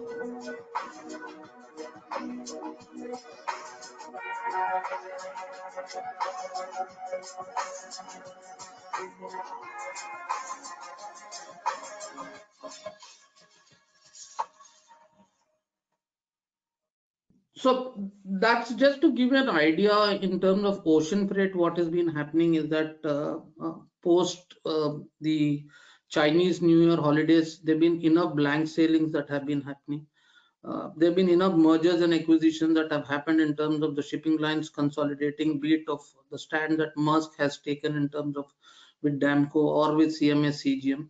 There have been a lot of other consolidations that have been happening, as a result of which there have been a lot of changes in the schedule as well. Also, we've seen that there has not been so much of new containers manufacturing in the reefers that happened during COVID times. And there's been quite a bit of shortage of it. So what is the current scenario as we speak? The shortage is not on one single route, but there is a shortage across the globe now for containers. The other thing that has happened is the demand has gone up so high because the export orders in some of the countries, mainly in China, have increased close to 21%. There's a huge situation in terms of the Colombo situation. Over 60,000 containers currently are at Colombo, and there is a huge delay. So vessels are skipping Colombo completely. But on the flip side, it could be an opportunity for someone like ports like Cochin or Tuticorin to really become the future hubs of the industry. How they capitalize on it can be there. And then another important aspect is that earlier the turnaround time of any containers on an average was 60 days that they would consider. But now that is being calculated at 100 days for a container really to rotate from one destination to the other, because they are missing a lot of vessels, and then as a result there is a larger delay. So with all this happening, what is that, how do we address surely the situation as far as the imbalance is concerned and what we can do? Earlier, even if you wanted a charter, probably we would have arranged it in 4 days or 5 days for air freight. But now even getting charters has not been so easy. While the importers or the exporters have to do a better forecasting with the partners, and the partners also should start looking at giving priority to their loyal customers at this point of time, because they get the biggest priority. People who have worked with us now for so many years, we prioritize them over any new customer who comes in, is one part of it. Also, I know that the sales and marketing people will keep saying that my product needs to be on the shelf, but I think it's important to explain to them that the delays are going to be there because these are not intentional, but these are going to be because of multiple reasons that we are seeing. Two, the cost of the ocean freights and air freight are going to further increase. Say, for example, from Indonesia to Colombo, at $6,000, we can't get a container today. So that is the situation in which we are living. It's not that no one wants to do it. Two, the amount of cash that is required currently to run the operations has gone up 300 times, which means for us to pay payments to airlines, shipping lines has become a nightmare. So that is where we asking our partners to really look at how the payment cycles can really happen. The sixth thing that is going to happen surely in the coming days is the free time on containers from 21 days coming down to 14 days, can even come down to 7 days or lower than that in most of the cases. The ground rent is going to be increasing at most of the ports in the coming days, unfortunately, which is not a good thing to happen. So what can we be doing actually is that if we work closely and we are able to use the import containers for exports in certain cases, even if out of 100 containers we are able to do it to 20, then the overall cost and also the balance in equipment can be to a larger extent be addressed. And also in case of pharma, some of the solutions that one can look at in the coming days is that if you're not able to do air, at least look at people who can offer an LCL reefer product for at least a 15 to 25 or a 2 to 8. So these are areas where we are now constantly working with our customers. And that's the only way we see in terms of how we can come out of this situation.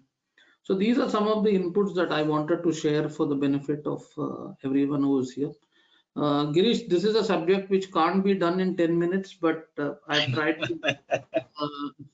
tried to stick to the time, given that you told me 4:45. So I think the clock is at 4:45. Yes. So Thank you. My timing, so I kept it there. Thank you, Girish.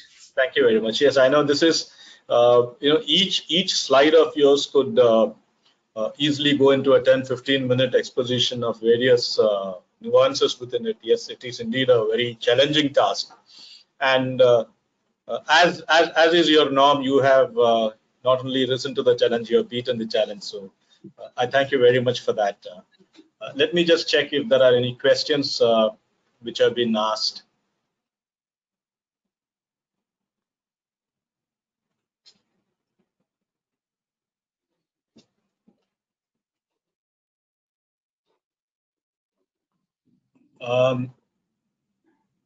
There was one question which was asked, call on the container imbalance.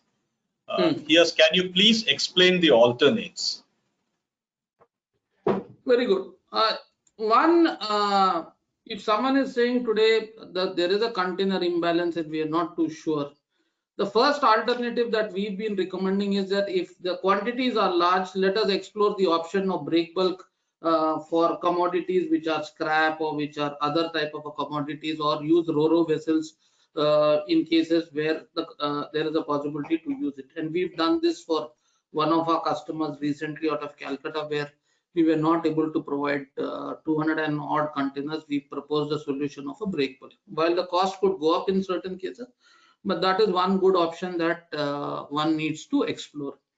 The second option that I've already talked about is that if you are someone who's doing import and exports, then try and clearly monitor what are your imports coming into your country and what is the time at which, when the container comes to your factory, can that container be turned around to an export destination, so that you not only use the container but also manage it. And we've done this for one of the retail customer, but we can't do it in all the cases.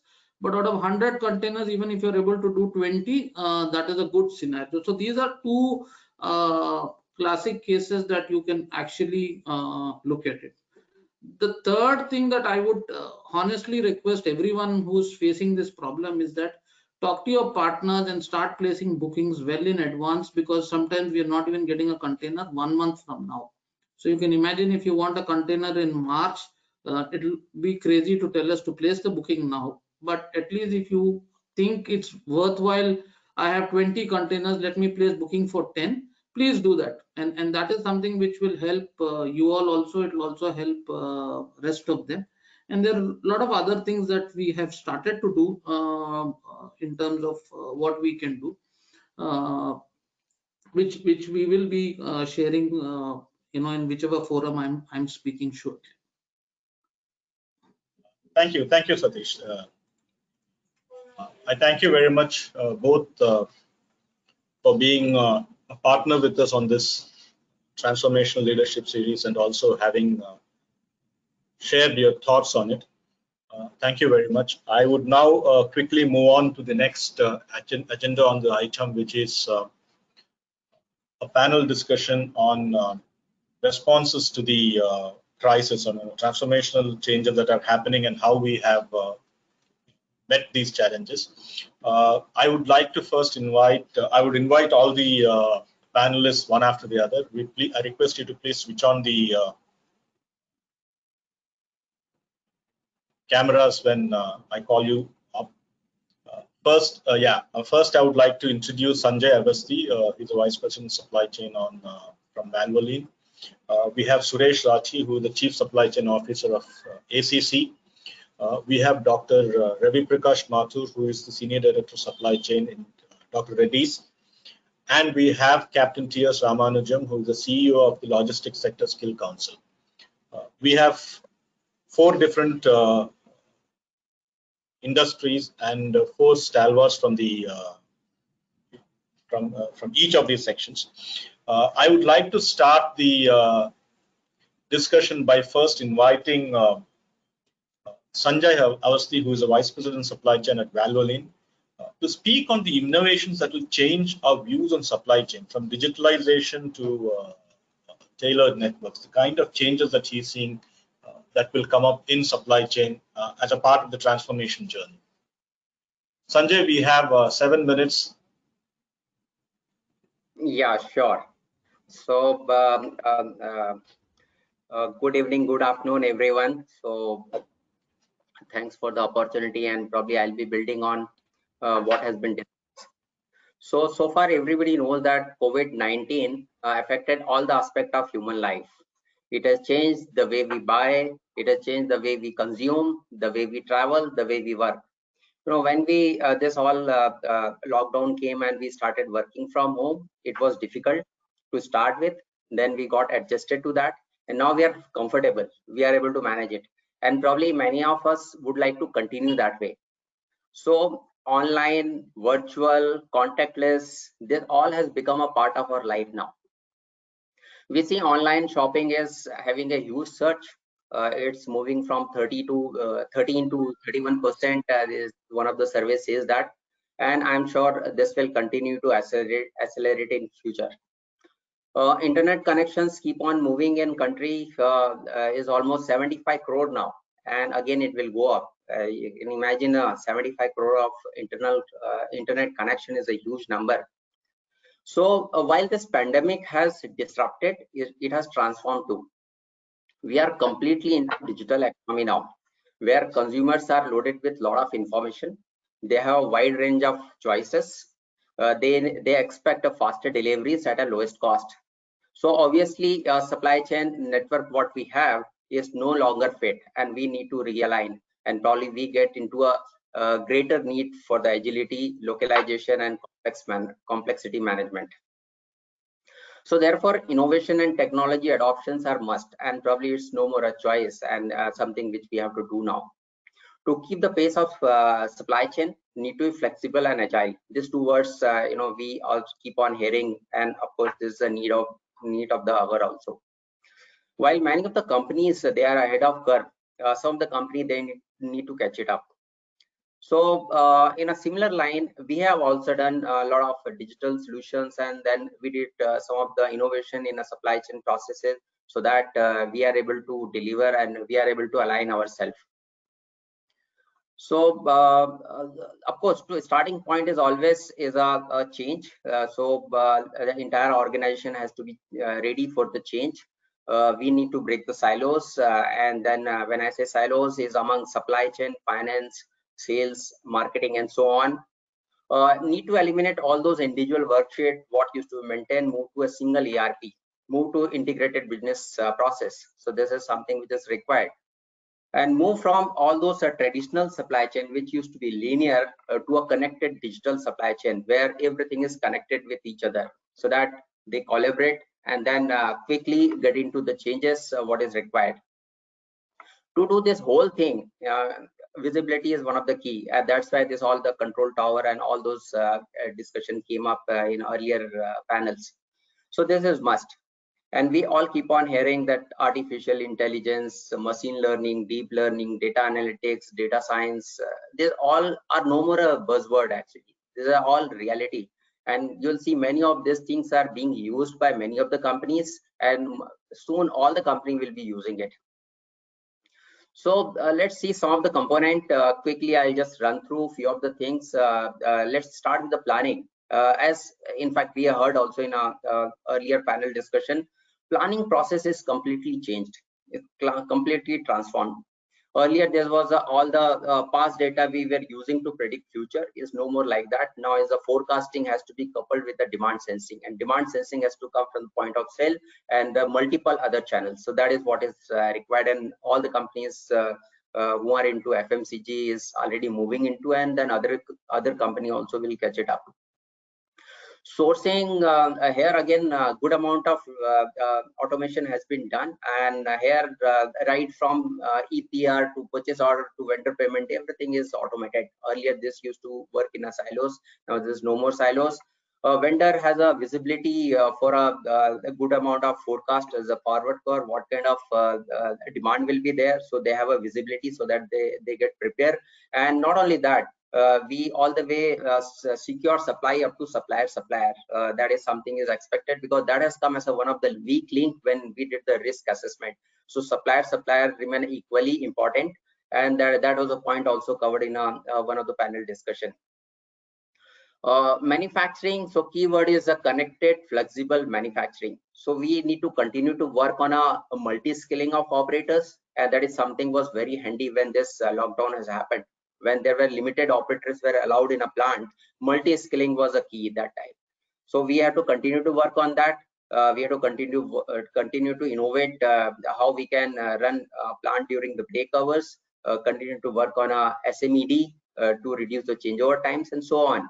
So with an ecosystem of sensors, analytics, automation capabilities and visualization tools, all this when it comes together is of course is leading to predictive decision making. So this is what is leading to a smart factory, and that will be the future for the factories.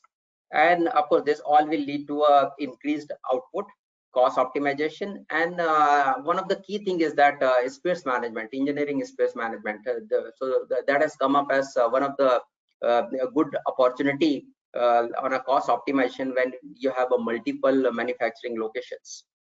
Next comes to a logistics, and logistics everywhere expectation is to have faster delivery at a lowest cost. So that's why we have to have those kind of smart warehouses. And on smart warehouses, we have to start with the WMS is one of the things which many of the companies started working on. So WMS coupled with the QR code, that really leads to a faster retrieval. So of course that lead to ultimately faster deliveries and the accurate dispatches. Earlier, since there was a manual system, so there used to be a lot of error, mismatch and so on. So once you have a QR code on that, it ensures you have accurate dispatches.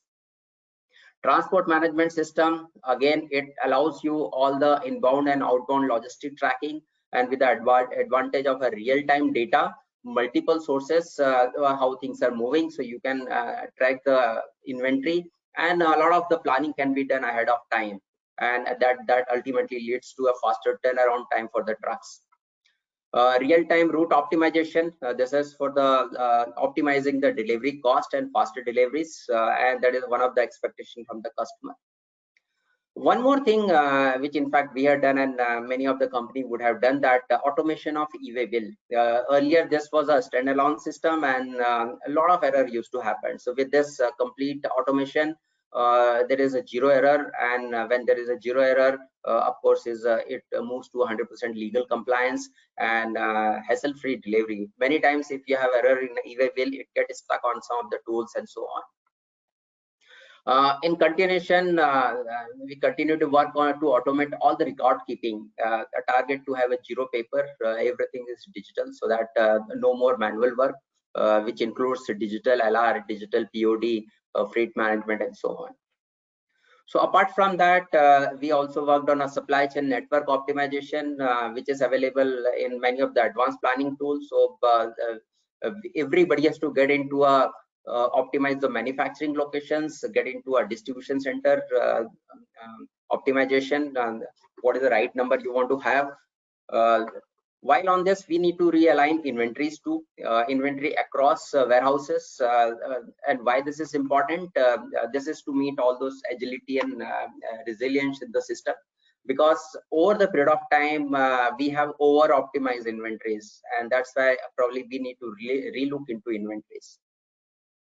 Next is portfolio optimization. This is one of the big learning which came from the COVID. While this used to be a process, and this is a proven process, and it's being practiced in most of the organization. But during COVID, we realized there is a merit, there is a case for this. So get into this optimization of portfolio. If there is a review process once in a year, get into a 6 months. So probably all those products which are having a low volume, low GP has to be taken out from the portfolio unless until they are strategic in nature. So what will happen when this kind of SKU goes up? Otherwise, you'll have very long tail. If you cut little bit, probably you'll be easing out manufacturing and inventory management and so on. Last one is like order management. Order management has to move away from all those taking order through the phone or through the emails, get into customer portal, where there is a seamless information exchange between the order management team, distributors, and the customer management team. And apart from that, this also get into automation of those account reconciliation. Many times is one of the pain point for the customers. So with this, a few of the things, I'm sure these are the good opportunity for the digital journey and the innovation in supply chain processes. And this is how we can bring some amount of agility in the supply chain. So that's it. Thank you, Sanjay. That was very nice. That was very nicely put in terms of I tried how to various cover in a 7-minute time. Yeah. yes, I know time is a challenge. I would now like Dr. Ravi Prakash Mathur, who is the Senior Director,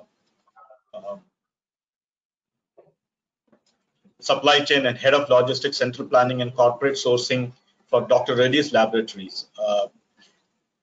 He is a man who is most looked at, who is responsible for the biggest logistics challenge that India is ever going to see, getting the vaccine to the multitudes who need it in time, and with those kind of temperature control requirements and conditions. Dr. Mathur, if you could share your experience and your wish and your vision for this transformation that you're seeing in the pharma supply chains. Thanks, Girish, for that introduction. I hope I'm audible. Is it? Yeah, you are. Okay. Yeah. So thanks for setting the context. And before I, dive into the vaccine logistics and the other aspects of, the vaccine distribution per se, I'll just add on to what the earlier speakers have, been talking about in terms of what is the kind of transformation that the supply chains went through post the lockdown and continues to do so in the in the COVID environment. And as rightly identified by the by various organizations and the leaders in those organizations, it is all about agility. And so if I were to kind of double click on that, we're talking about agility in planning, agility, and which actually has to lead to agility in so what are the strategies by which you can achieve both of that, because it doesn't really mean anything if you have agility in execution but you don't have agility in planning, and the other way around. So as we all understand now that the era of predictable and forecastable demand is now sort of over. Okay, and a lot of people are talking about demand sensing, like we heard earlier.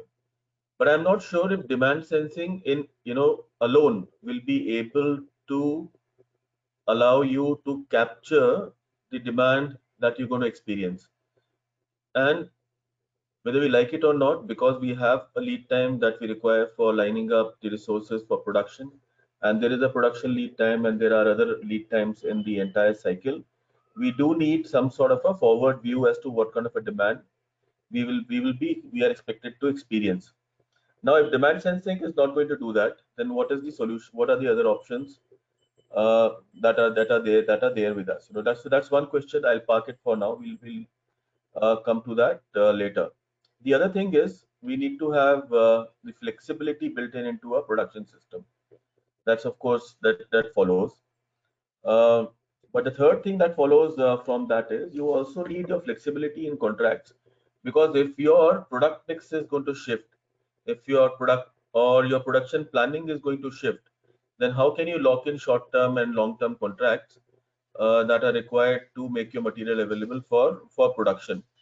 So I think that is the challenge for the procurement professionals. How do you, number one, ensure that you have enough bench in your procurement network, you have enough alternate vendors you can procure from, and if you are working in a regulated environment, how do you qualify them and how do you document them properly? So that flexibility, while it is a very nice word to talk about and very nice word to discuss, but when you get down to executing it, it is very difficult to bring in those flexibility with your partners. Okay, so that is one point on the flexibility. Now, one dimension on this entire flexibility that we also need to understand that just as this agility and flexibility poses a challenge for the supply chain professionals. It poses an equally uh, difficult problem for your finance professionals who have the task of giving very accurate and predictable financials. Okay, because in the last month of the quarter or the last month of the year, nobody is going to be happy if your company financials are changing from what you initially started off from. Okay, so the integrated business planning approach, unless it integrates your constantly updating numbers in terms of product cost, in terms of the product mix, in terms of your raw material cost, and also your margins from the front end, your system has to be agile and flexible to be completely online and aligned with the moving with the moving goalpost of supply chain. So that system is still not there, and I think there's a lot of work happening. There are a lot of companies that are already aware of this problem, and then they are working on it. So integrated business planning will have to expand to include financial planning as well. That will be the new normal going forward. So with that, I come back to my first point that I raised about, if forecasting is not the solution, and if demand sensing is not the does not provide the complete solution for being able to accurately plan your supply chain, then what exactly do we need to do?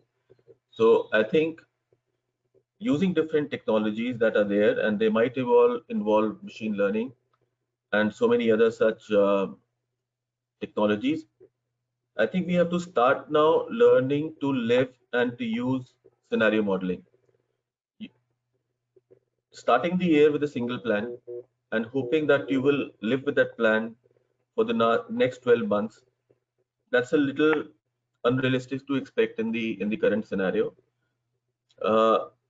You have to kind of look into the crystal ball, or like if you've seen this Avenger movies, the Marvel movies, you have a character called Doctor Strange. He's able to go through multiple scenarios, millions of scenarios, and able to predict which is that one scenario wherein the Avengers are going to win over the villain of the comic. So that scenario modeling and capabilities where you are able to evaluate various scenarios, maybe not millions, but yes, a lot of scenarios, and are able to plan for them and also have an execution approach to both of them. So that is something that will continue to evolve. So that is, as far as the challenge of supply chain transformation post the lockdown is concerned. Now, Girish, to your other point that you spoke about the vaccine.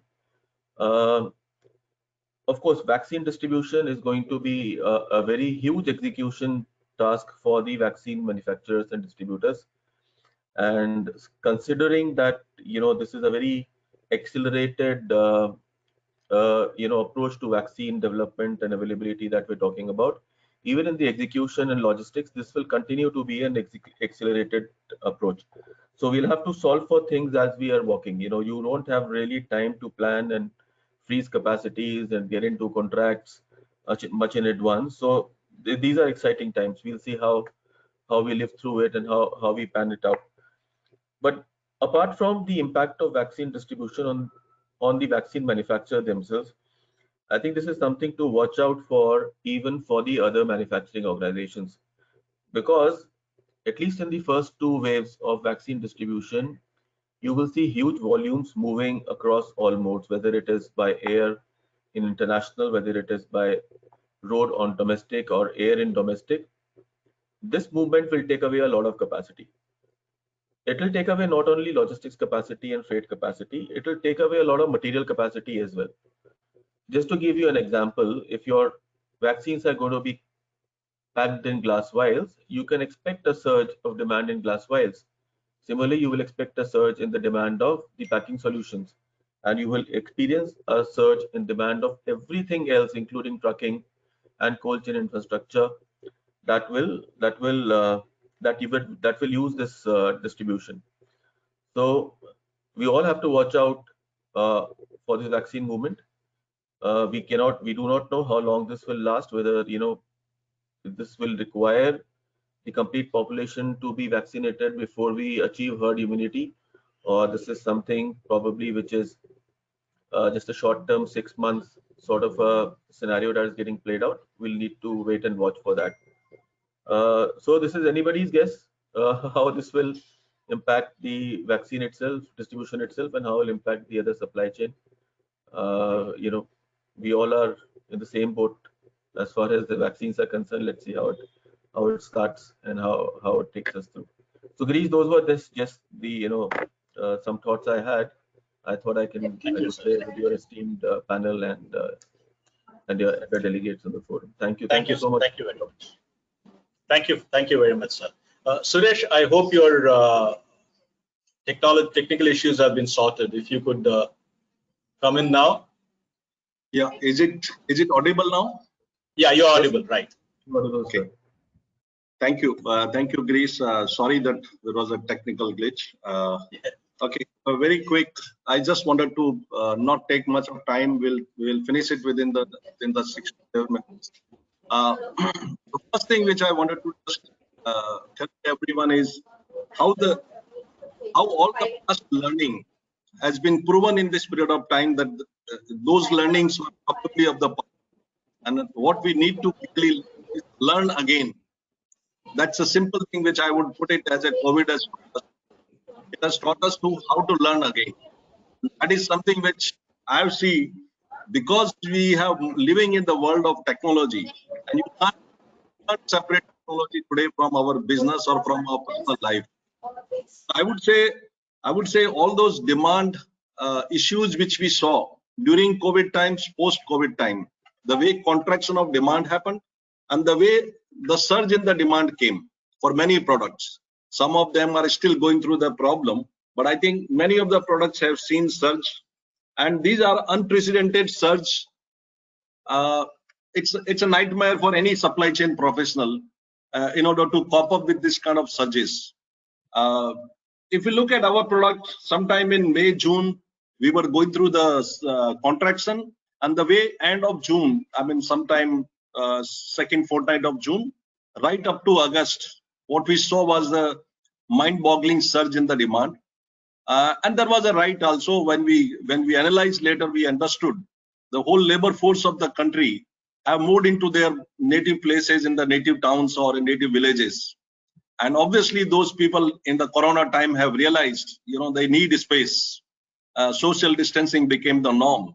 So everybody probably must be busy in making 1 room or 2 room or 5 room extensions in their houses. This is something which is unprecedented, and therefore we went through a lot of not just logical, but a lot of emotional issues in the way the drivers got stranded. You need to take care of the drivers, because suddenly your SNOP, all the good SNOP kind of models, they became outdated because you need to map them with red, amber and green. Now these were the new normal, that you have to take care of your planning in such a way that you don't make the driver enter into a red area. Yeah, but whatever said and done, planning is planning. The actual education is by the time driver reaches to that city, the city was green, it became a red. And that was the dynamics of those times. But thank God we have left all those things behind. I think what I will do is I will just put a small presentation from my side. Is it visible now? Girish, is it visible? Yes, it is visible, sir. Okay, it is visible. Thank you. Thank you. So what I will do is I'll just quickly go through this few slides, and the idea is not to really dwell upon the slide or dwell upon the, but what is important to all of us as a practitioners is to bother about each of these things. As my other speakers, my panelists have also spoken, everything in supply chain we need to bother about what is customer asking. So we have to start something from every time. The starting point is customer expectations. What is my consumer expecting? So if I look at it in this period of time, I know every time they have been asking the same questions. How can we be more fast? How can you be more flexible? How can you be more efficient? How can you provide more visibility to me? But I think the meaning of more, as Nestle speaker also said, is something have been understood in this period of time by supply chain professional. What is more? It's not like those old Dil Mange More. I think it was so much or more that we could not really understood the meaning of it, and we all went to the. So I would only say that these are the blocks, but each of these I have to understood in terms of what could be the technological solution to that. So when we say fast, now can we get into an Indian fractured transport organization, getting into the Uberization? This is a challenge for all logistic people. How do we Uberize the whole transport mechanism in India? And it's a huge job, but a few people have done it. So a lot of technological in terms of predictive analytics, demand forecasting, and all those tools are available today. How do we adopt what the in terms of flexibility? A lot of AI systems are coming, a lot of collaborative tools are available. In terms of sustainable, now this is something which is very important for a country like India. What we need to do is we need to now make a not just transform, but I would say get into a be prepared for disruption. If the blockchain is supposed to come, let's say in 5 years ahead, I think the way COVID has taught all of us is anything which was happening in 2025, we have seen that already happening in 2020 itself. Whether it was a kind of demand, if you look at the rate of, or if you look at the way our children, a 5-year-old or 7-year-old, got glued into the screens. So whatever we would have imagined in our life that my son will do it in 2025, they were already doing it in this period of time. So I'm very certain that even the Indian scenario would also be inviting the blockchain faster than any period of time. And of course, electrical vehicles, we all can say very well that trucking is still far away. I can tell you that trucking is also not far now. Electric, though it may be costly today, but there are a lot of people who are trying it out.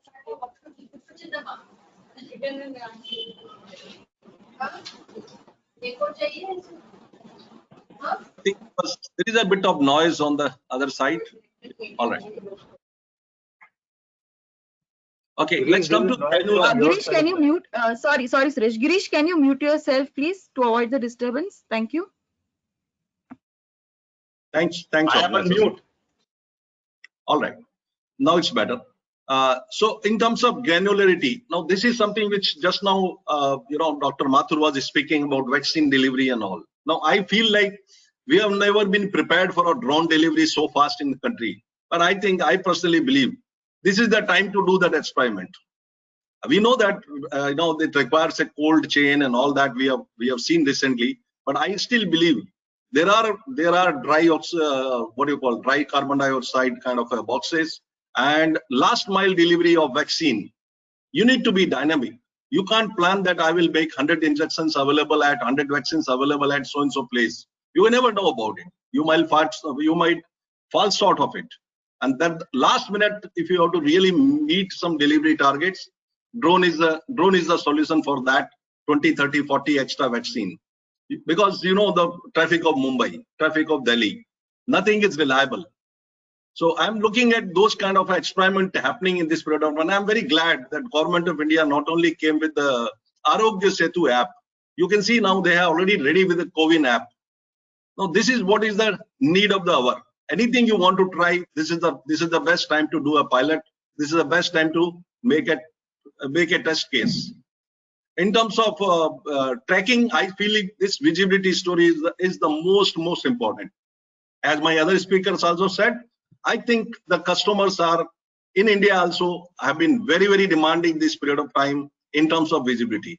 And if we have to be moving towards blockchain, I think this is one piece which we are still finding technical solutions to it. My sense is the world has moved ahead. Visibility on technical side is already over. Technologies, solutions are available. The only question is, they have to be affordable. B, they have to be accepted by our stakeholders, especially in terms of drivers. But technology is barely available, and I can see this can do wonders. With the 1st of January 2021, the tolling system, the toll gates are going to be FASTag enabled, and therefore, if that is the kind of a mandate coming from Government and India, it throws a huge opportunity for many supply chain people, many supply chain professionals. I will touch upon that topic once again. In terms of efficiency, all of us, we know very well efficiency is very much required, and therefore, particularly when the laborers are becoming a scarce commodity, how do we deploy some of the robots? The debate about whether they will eat up the human jobs, that will continue to remain. They were there 20 years back when the computers came, and they will again be there in this period of time, whether the robots have eaten away the human jobs. That debate will continue to happen. But the fact remains that if you do not become efficient, then you are only extinct. Last one, which I would say integrated. Now, this is something which I wanted to touch upon. The one which I gave you example about toll gates, about the FASTag. You can see a huge business opportunity is knocking on the door. For some of you who wants to, try your hands in terms of freight aggregation business in India, that's a huge opportunity. Without much of your investment, you can actually understand how do we massage the data systems. The data available from various toll checkposts. There are so many checkposts in India. If you are able to systematically arrange those data, you can very well find out in the next 24 hours how many trucks have left between A to Z, and whether they have stopped at G checkpost, have not moved to H and I. I think the supply into that, the truck supply into the G market is very well predicted. The same is true of the other way around. The way the attendance in the G checkpost or H checkpost, you can predict how much have been loaded yesterday, and therefore what is the demand of yesterday. And if you know over a period of time this kind of trend, one can very well get into the mode of knowing how much is supply and how much is demand of the truck in a particular market. And that's the freight aggregator business. So a fantastic model now going to be coming up in India is a freight aggregator, which have been struggling in the past. I know this is a 5-7 years old system, not taken off in India, but I'm very confident that next 1 year, 2 years, the business is going to surge. The second part which I would like to touch upon, the integration part, is a very interesting part in terms of visibility. What we did in our supply chain system in the last 6 months is we provided the visibility to our dealers and retailers. And these dealers and retailers, we have almost about 22,000, and we operate about 800 warehouses in the country for the two brands.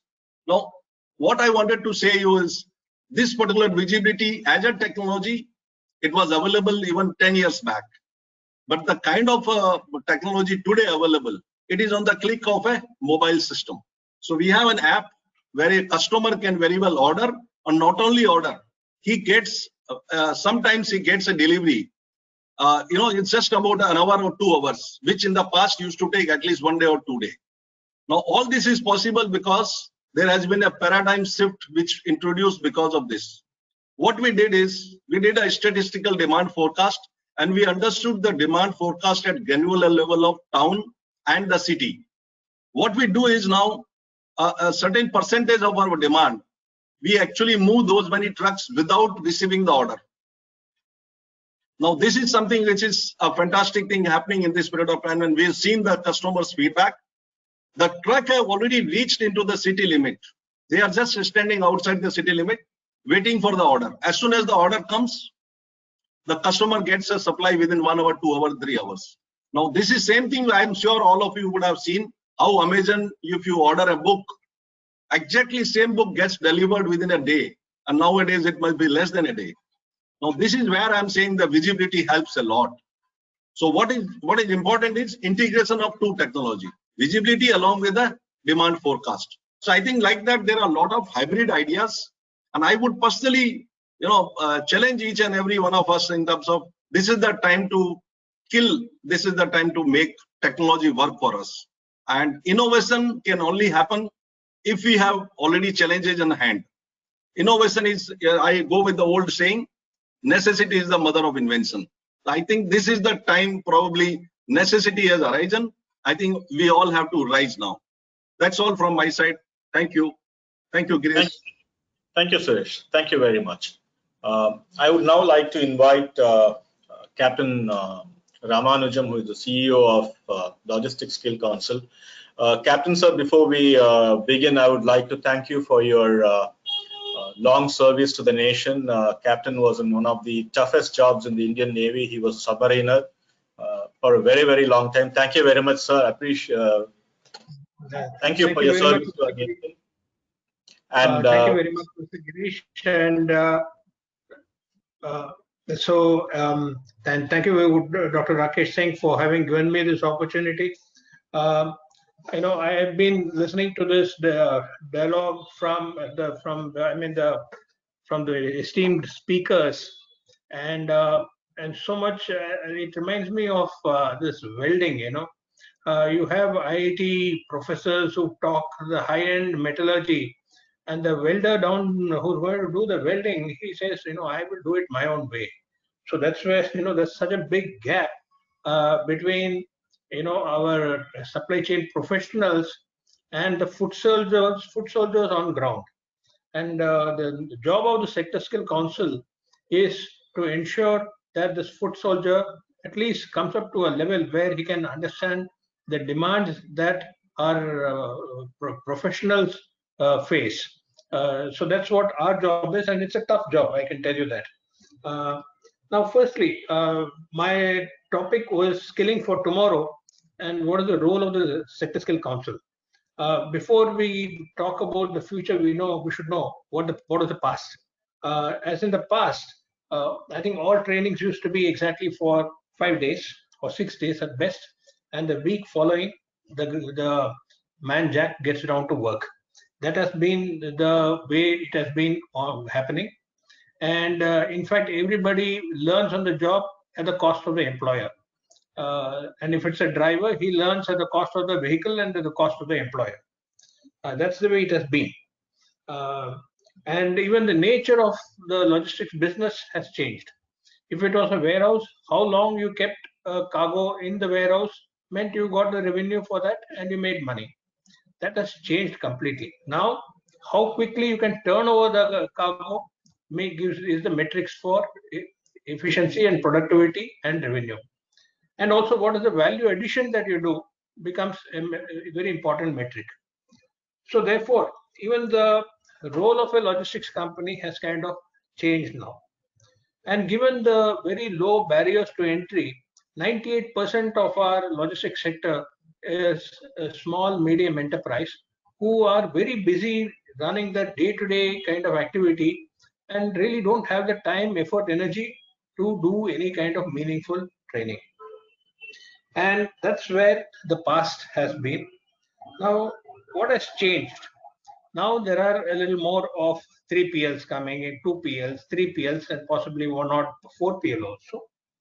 The nature of the demand itself has changed. There's a higher velocity of movement, and there's a higher volume of movement, which means it's become a very challenging environment as regards the flow of cargo. And honestly, the workforce actually literally has to ship it, or they have to ship out themselves. So, and we need to do everything right the first time because the cost of penalty is so high. If I get a wrong color t-shirt from Flipkart, I'm not going to order on Flipkart, I'll go to Amazon. That's the way life is. So we need to get it all right first time. Now digitization has started disrupting, and the most classic example is the customs itself, the ICE gate, and entire documentation has become paperless suddenly. That has resulted in a big question mark for a whole lot of custom brokers who were, literally sitting on table chair and making documents. So they put their jobs on question mark. So they need to kind of the role of the intermediaries itself has become a question mark. Now, what does all this imply? It implies that change is the only constant, and we need to adapt to it. And the human resource has to be trained and motivated enough to put in and day out in sustained performance. And most of this thinking, as we all are aware in logistics, happens when you're thinking on the feet. It's not that you are sitting on a comfortable air-conditioned office and thinking. No, it all has to be done in the heat of the warehouse, and you need to be thinking pretty fast. And as everybody has said, flexibility is the key, which basically means the worker has to have the required attitude, skills, and knowledge. And mind you, I am stated in that deliberately in that order. Attitude is the main thing, skills and knowledge. Now, against all this backdrop of this, now we have talked about what is the past, what has changed, and what does it imply. Now, let's think about the most important person, the candidate on the job. Now, what are his demands? He wants to have a job which is little meets his aspirations. That means at least, let's leave the base salaries apart. At least he wants to be able to be mobile, horizontally mobile, vertically mobile. Tomorrow, his wife is from some other state and he gets married. He wants to have a job in that state. So he must be able to join some other sector. Again, when he's doing a certain job, he wants to be vertically mobile. I mean, nobody likes, I join as a packer and die as a packer. I mean, that's the last thing I want. Then the candidate, he feels that, the youngsters of today, gone are those days when somebody joined TVS and he stayed on till he retired. It's not that. The people shift jobs, which means they want to continuously learn, upskill themselves, learn things more, and then continue to be productive in whatever they do. So this is from the candidate side. From the company side, I think all of my previous speakers have elucidated it amply, loud and clear, that digitization is here to stay. Either we digitize or we have to, there's no other alternative to digitization. You have to be in it. My speakers have talked about warehouse management system, transport management system, and so on, machine learning, AI, etc. So that's the order of the day now. And also we have realized that multitasking is here to is the norm rather than an exception. So this is the requirement from the company. So with all these kind of change, diverse kinds of requirements, what has the Logistics Sector Skill Council done? We started in 2015 with a clean slate, and there was nothing. So we went about in firstly scoping the sector. Now we have scoped this logistics sector into 12 subsectors. I won't go into the details of it. It's there in the website.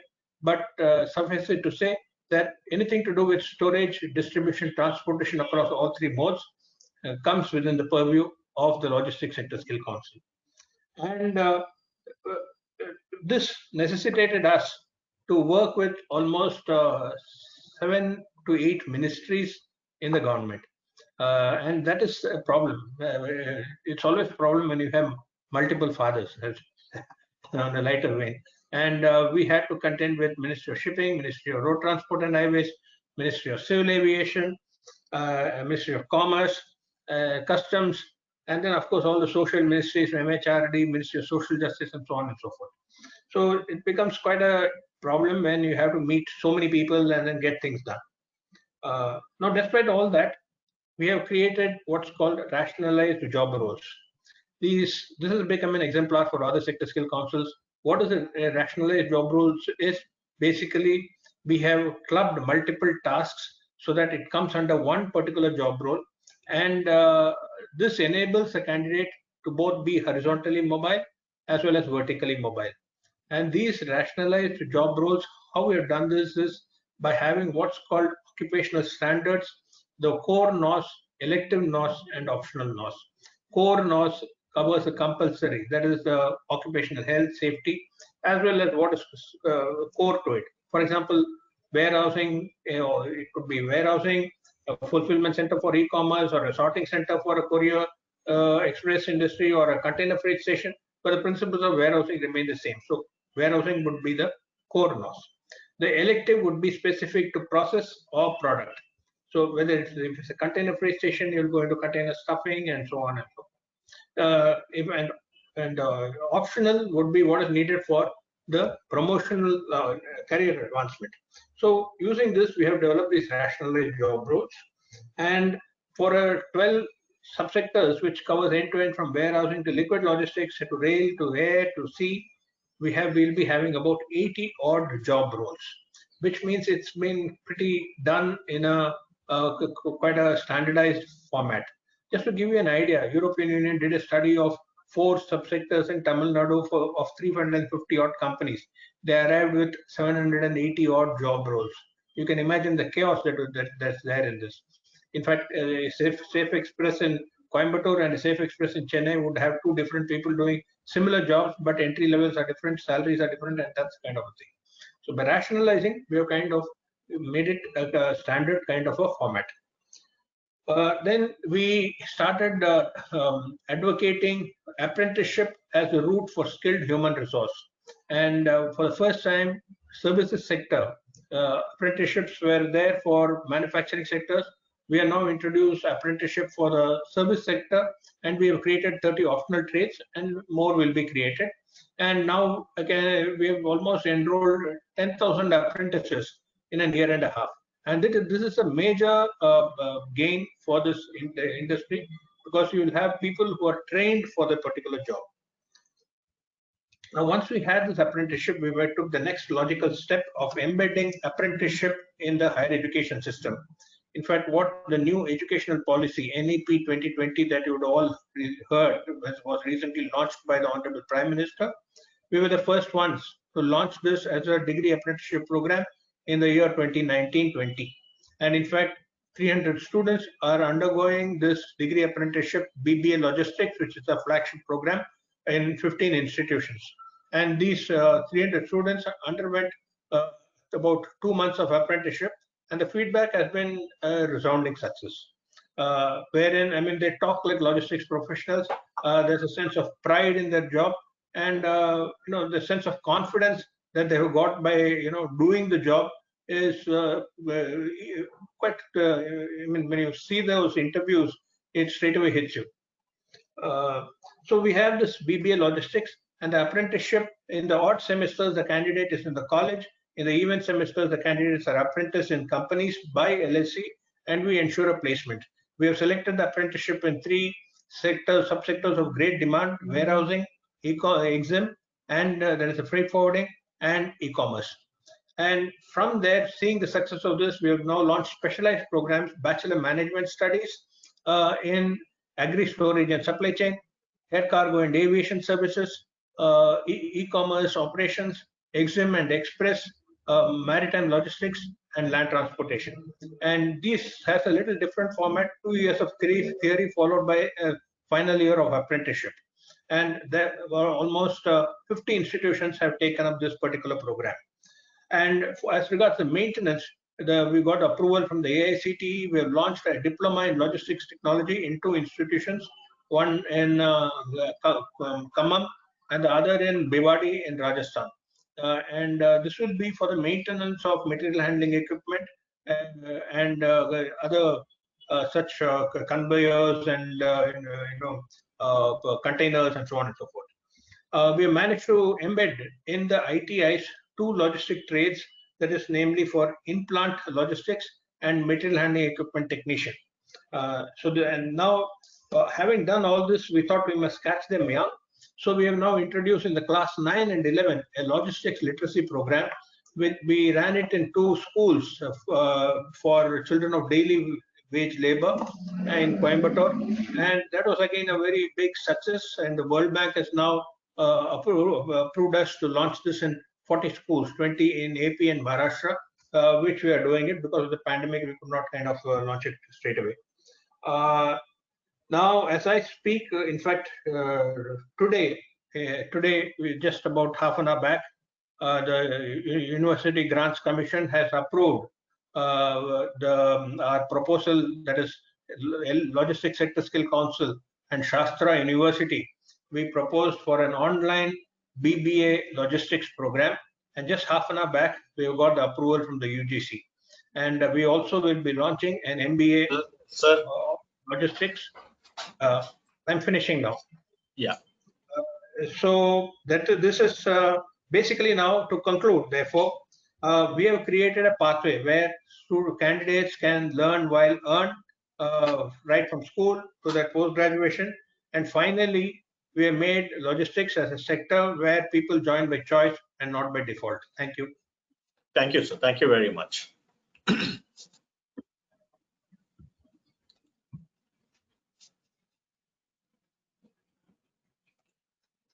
Yeah, we don't seem to have too many questions here for the panel, so I think we will now go straight to the final segment of the day, which are two presentations. I would like to invite Vivek sir. I thank all the panelists, Captain Ramanujam, Suresh, Sanjay, and Dr. Mathur for their time taken to come to the panel. Thank you very much, gentlemen. It was a pleasure hosting you. It's a pleasure. Thank you. Thank you, sir. Thank you, gentlemen. It was a pleasure hosting you. Thank you.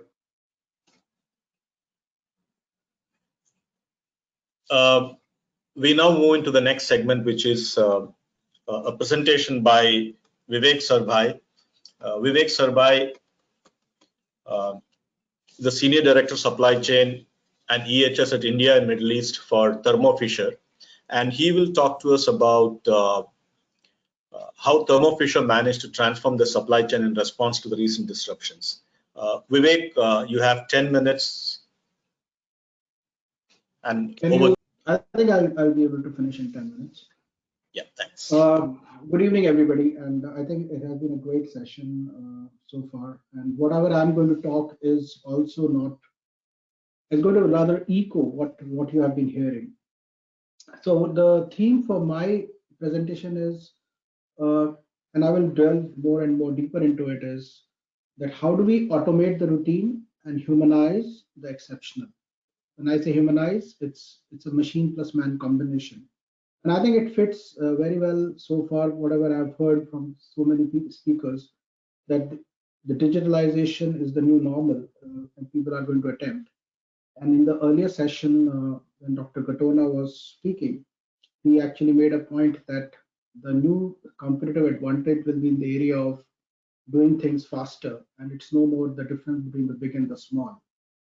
And I think realizing that, I think I'll just talk through what we have been trying to do in Thermo Fisher. Just before I go there, I don't know, many people may not know what Thermo Fisher is all about, but if I have to just simply tell you, it's a $30 billion organization. It has the largest market share of COVID RT-PCR kits across the world, including that in India, as well as anything to do with physics, chemistry, and biology, or biotechnology, or biosciences.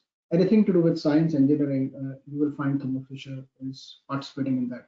And our vision is how to make the world healthier, cleaner, and safer. So I think for us in Thermo Fisher, our is a unique organization in the sense that we have actually done exceptionally well in the pandemic because of our divisions. One of the division which produces products for COVID has done exceptionally well. So our challenge has been always, so we had a what should I say, a more of a K-shaped business curve. So some of the divisions were not doing well, but some of the divisions which we had were just going through the roof. So what I'm now going to talk through you is how are we trying to create this massive tragedy into an opportunity, not for the future. And I'm doing this presentation when we are actually coming out of the pandemic, in a sense. So the demand shock or the supply shock, which all of us experience, I think in the coming year or so, we will probably be not seeing the shocks, but we might see the bumps, both on the demand side and the supply side. And therefore, we have to keep building and keep doing what we are trying to do with a horizon of at least 2 to 5 years. So here, what I'm trying to say is that the key thing here, or the key opportunity which I see in supply chain management, are actually twofold. One, I'm trying to visualize that channel leadership, including the omni-channel capability, will become one of the most important parameters or rather strategic imperative for the supply chain to go after. And secondly is, how do you build the data science as a competitive advantage with a very clear view of how do you become time to market, faster time to market. And EHS here means environment, health, and safety compliant. So these are the three elements which I would like to just focus on. And the reason I've put this large box around the information flow, physical flow, and cash flow is because data science is not just in physical flow or information flow, it will also be in cash flows, and which is what I mean is by the digital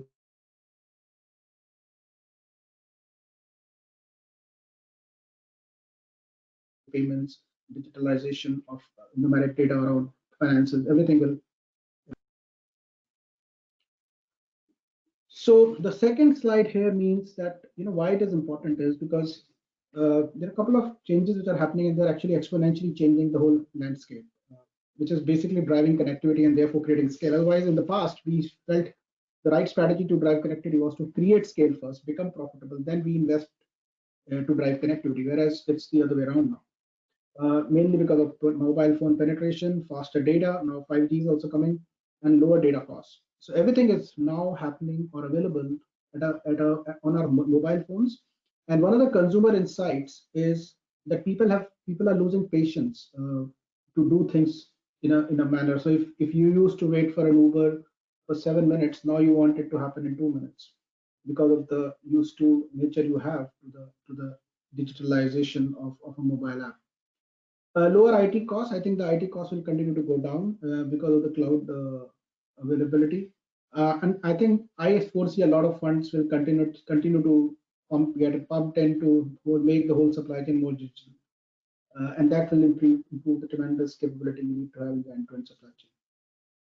And imagine we did not have a GST, and we did not have the flexibility if this pandemic would have happened. So I think a simplified network to the GST is also opening new models for distribution.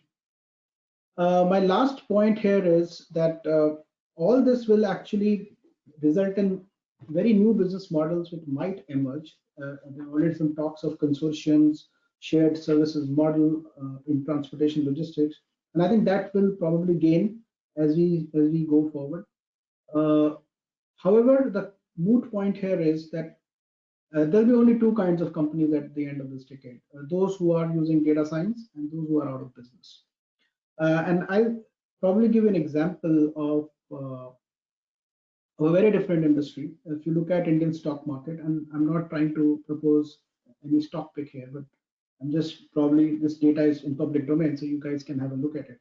If you look at an insurance company, there is an HDFC Life, there is a SBI Life, and ICICI Life. Very good brand names, very good business model, same industry. The rates are regulated by IRDA. But if you look at the stock market, the way it values, it is valuing HDFC Life significantly over ICICI and SBI. And when you go into the deep details of why this is happening, and one of the core competence or core competitive advantage of HDFC Life is seen as in data modeling. Same are some other companies, including if I have to take some names in logistics, it's Asian Paints. Its core competence, if you go and deep into understanding the way they are able to give a higher return on their capital, is ability to protect their high market share and be very, very digitally enabled right across the entire enterprise, which is seen as a core competence of that organization. And it's not about quality of paint they manufacture.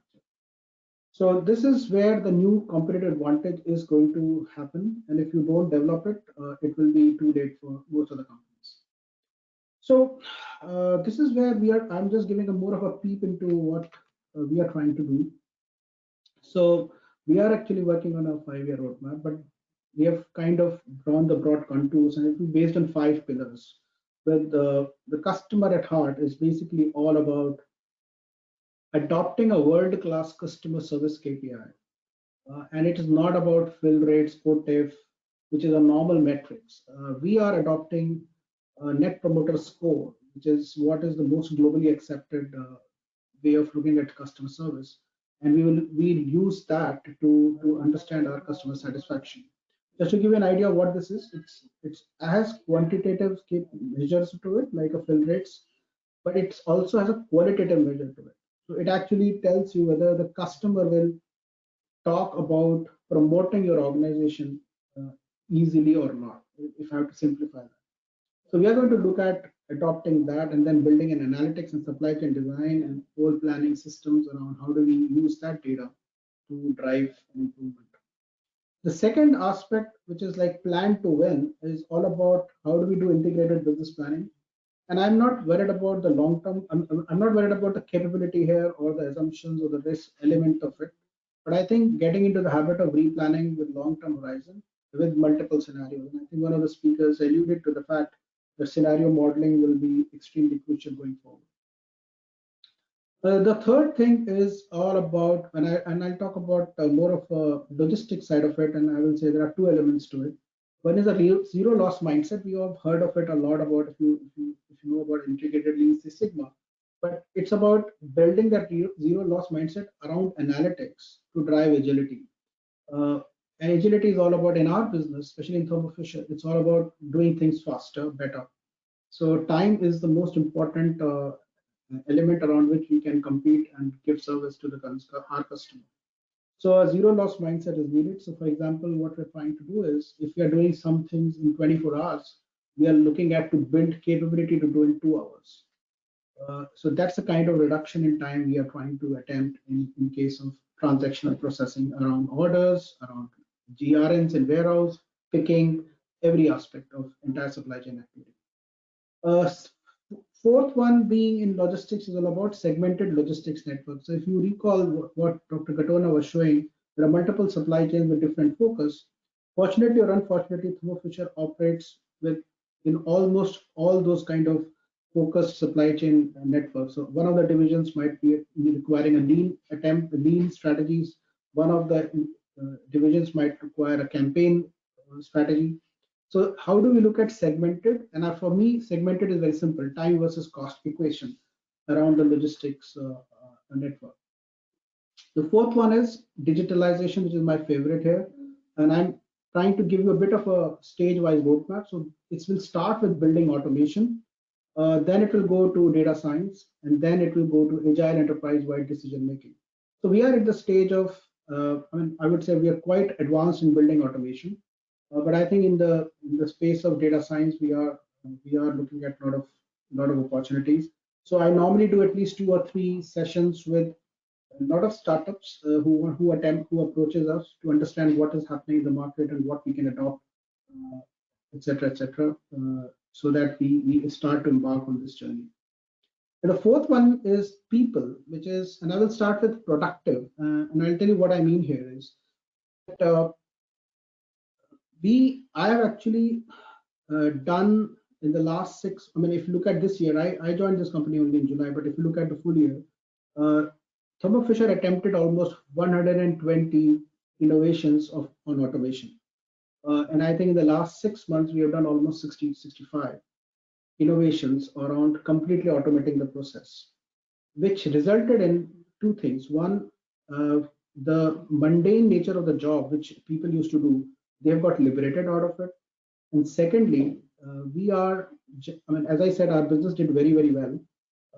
So I can share some published numbers. We grew 87% in quarter 3 in India, and our manpower was 10 or 15% lower than what was budgeted. And in a scenario where if you ask me, the biggest savings which I've got in logistics is basically because of people cost. And it's basically because of the way digitalization has, or rather automation, if I'm being very technically clear about it, which I've been attempting.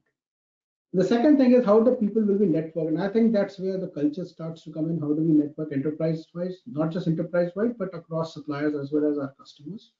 And then training them and building a culture on that the human aspect or the intelligent aspect of the human mind should be focusing on exceptions and driving innovation.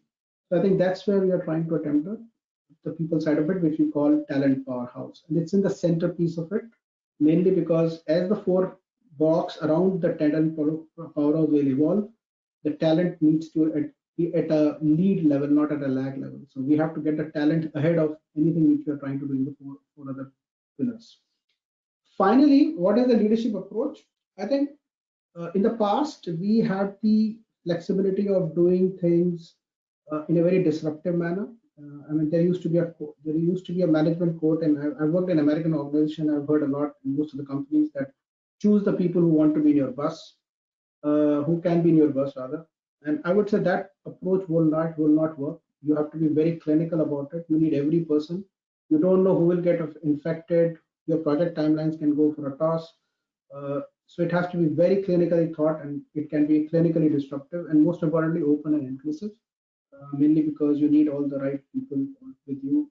And in our business, it's a bit of a technical side of business, so we need knowledge to remain in our company. So this is what Girish, I had to share. If there are any questions, I'm more than happy to answer. Let's check on the questions, Vivek. It's a very interesting model to see the customer at heart, and actually the people at heart, the talent at heart. Because at the end of the day, if the people are capable, then the service and everything else falls into place. And then you have the technology, the strategy to back it up, and the also looking at the zero loss mindset that you did advocate. Very interesting. We don't seem to be having any questions at this point in time. So I think we can quickly move on to the next. I thank you very much, Vivek, for having taken the time off and spoken to us on this crucial aspect of supply chain transformation that you are seeing in Thermo Fisher. Thank you very much. Pleasure having you. Thank you. For the final session of the day, I would like to invite Kalpesh Pathak. Kalpesh Pathak is Senior Vice President, Supply Chain and Business Development at Fiat India Automobiles, Fiat Chrysler Automobiles India Private Limited, a veteran of supply chain and sourcing. Kalpesh, you have the final concluding words. If you can take us through the challenges of managing a global supply chain and the transformation that you're seeing there. Okay, thank you, Girish. And first of all, I would like to congratulate ISCM for coming up with this event at a very pertinent time. And all along since 3 o'clock when we started this event, I think I was going through each and every session. And one thing which I found was that everywhere the thought process is same. So we have learned our lessons very well, industry to industry. It could be slightly different, but if we look at the core, I think we all keep talking the same. Now, morning only, Girish, I was speaking to you, and we were just chatting that should I start with the presentation or like should be extempore. And I was knowing since I am the last speaker, I think a lot of things which I wanted to say, or all of the things which I wanted to say, I think already have been said by all the panelists or speakers, and I don't disagree anymore. In fact, while Vivek was presenting, I was thinking about a topic which I would like to cover, not to repeat, but I think Vivek also touched upon. But yes, that's my favorite topic, so I'll touch upon. But before I start, I think we have seen the kind of disruption which we never thought of in our life, and we will never see again, that I'm sure. Thank God. Now, we all know while everything, all supply chains were disrupted, I think today, through the platform of ISCM and SCM Pro, it will be unfair if we don't recognize the efforts and salute the supply chains and the people who really helped us during the pandemic, basically the all essential goods as well as the medical supply chains. So I would really like to congratulate on behalf of all of us to those people who really, in spite of all this scare, I think wholeheartedly supported us to keep us alive. And those who really, while doing this and doing their duties, lost their lives, my sincere condolences to the bereaved family, and we hope that we will be out of this pandemic soon. Now, let me just start with little bit background on automobile as all we know, both globally as well as in India. I think last 3 months have been a phenomenal run as far as India is concerned. And we don't know because right now on the demand side, there is a huge pull, and that puts a huge pressure on the supply side. Now today in India, whether it's my company or the entire industry, the whole supply side is under tremendous pressure. But I'm really glad that in spite of huge pressure on the supply side to fulfill the demand, I think everybody is doing their job to support the customer demand, and that's how we see this growth. Now, fundamentally, why the supply side is able to do, I think all the speakers have talked about the interconnectivity and the digitalization.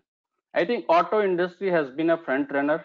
If I talk about my company, we started or geared up our efforts for digitalization and analytics since 2016-17. And while we went into the COVID situation, we realized that it really helped us, because as we have heard from the previous speakers, the first and foremost thing which Dr. Singh also mentioned in the beginning, that visibility is very, very important. As we know that global supply chains like auto are too complex and there are multiple tiers of supplier. Now, unless we have the visibility of all the tiers, it becomes increasingly difficult and it becomes uncertain. So luckily, we had this infrastructure in place. And second is, from the demand side, we already had a global system which used to connect supplier end-to-end supply chain. So starting from the demand sensing, in the sense whenever the customer orders, it gets entered into the central system which plant can see. And similarly, once the vehicle is built and dispatched, the customer or dealer can see. So I think having such a integrated system really help us. But what we did additionally during this COVID period, that while the demand spike suddenly started, I think it was the time June when we saw that demand is going to pick up, which no one had understood. And as we know that auto is a very cyclical industry, wherein and at the same time it is also very, very competitive. So costs also have to be taken care. So I think what we did while we went into the situation, the visibility was there, but we set up 3 control towers, in the sense CFT, which was regularly meeting every alternate day to take stock of the situation and see where it is the most important to do the allocation. So one of the things which really helped us to optimally meet the demand for all our plants was wherever there were constraints and bottlenecks, we had a strong visibility, and where we put the decision making through a centralized cross-functional teams, depending on the plant production routines, they used to do the allocation of the parts so that we can optimally utilize our available capacity. At the same time, there is no shortage. Correct? So that was a very important thing which we tried to do. Second thing is, which I wanted to touch upon, which Vivek just touched on. I think it is people. See, visibility, the digitalization, analytics, all this is fine. But I think what helped us during this period and what we tried to do differently, many of you also would have done. But I think in spite of having all these things, in my opinion, I will try to divide the core fundamentals of supply chain into 3 pillars. One is the people, second is the digitalization and analytics, and third is the resilience and agility. So I would like to little bit spend more time, because remaining aspects are already being talked about on the people ecosystem. So what we tried to do during this pandemic period is that we really came out with the strong processes to really make sure that the employee morals are kept high.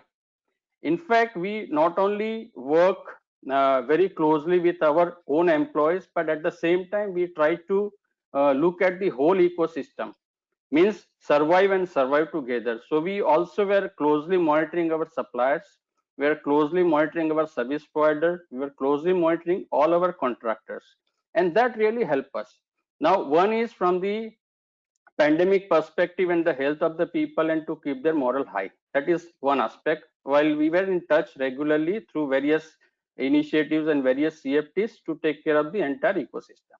Second is very important aspect when we stopped around somewhere in end of March. It was last week, 23rd March, I remember clearly. And we started our plants back on 18th of May. So during this period, the survival, especially for the smaller people or smaller suppliers or smaller service providers, it was very, very important that we have to keep everybody afloat. Otherwise, when the industry comes back, which we are knowing that it will come back at some point of time.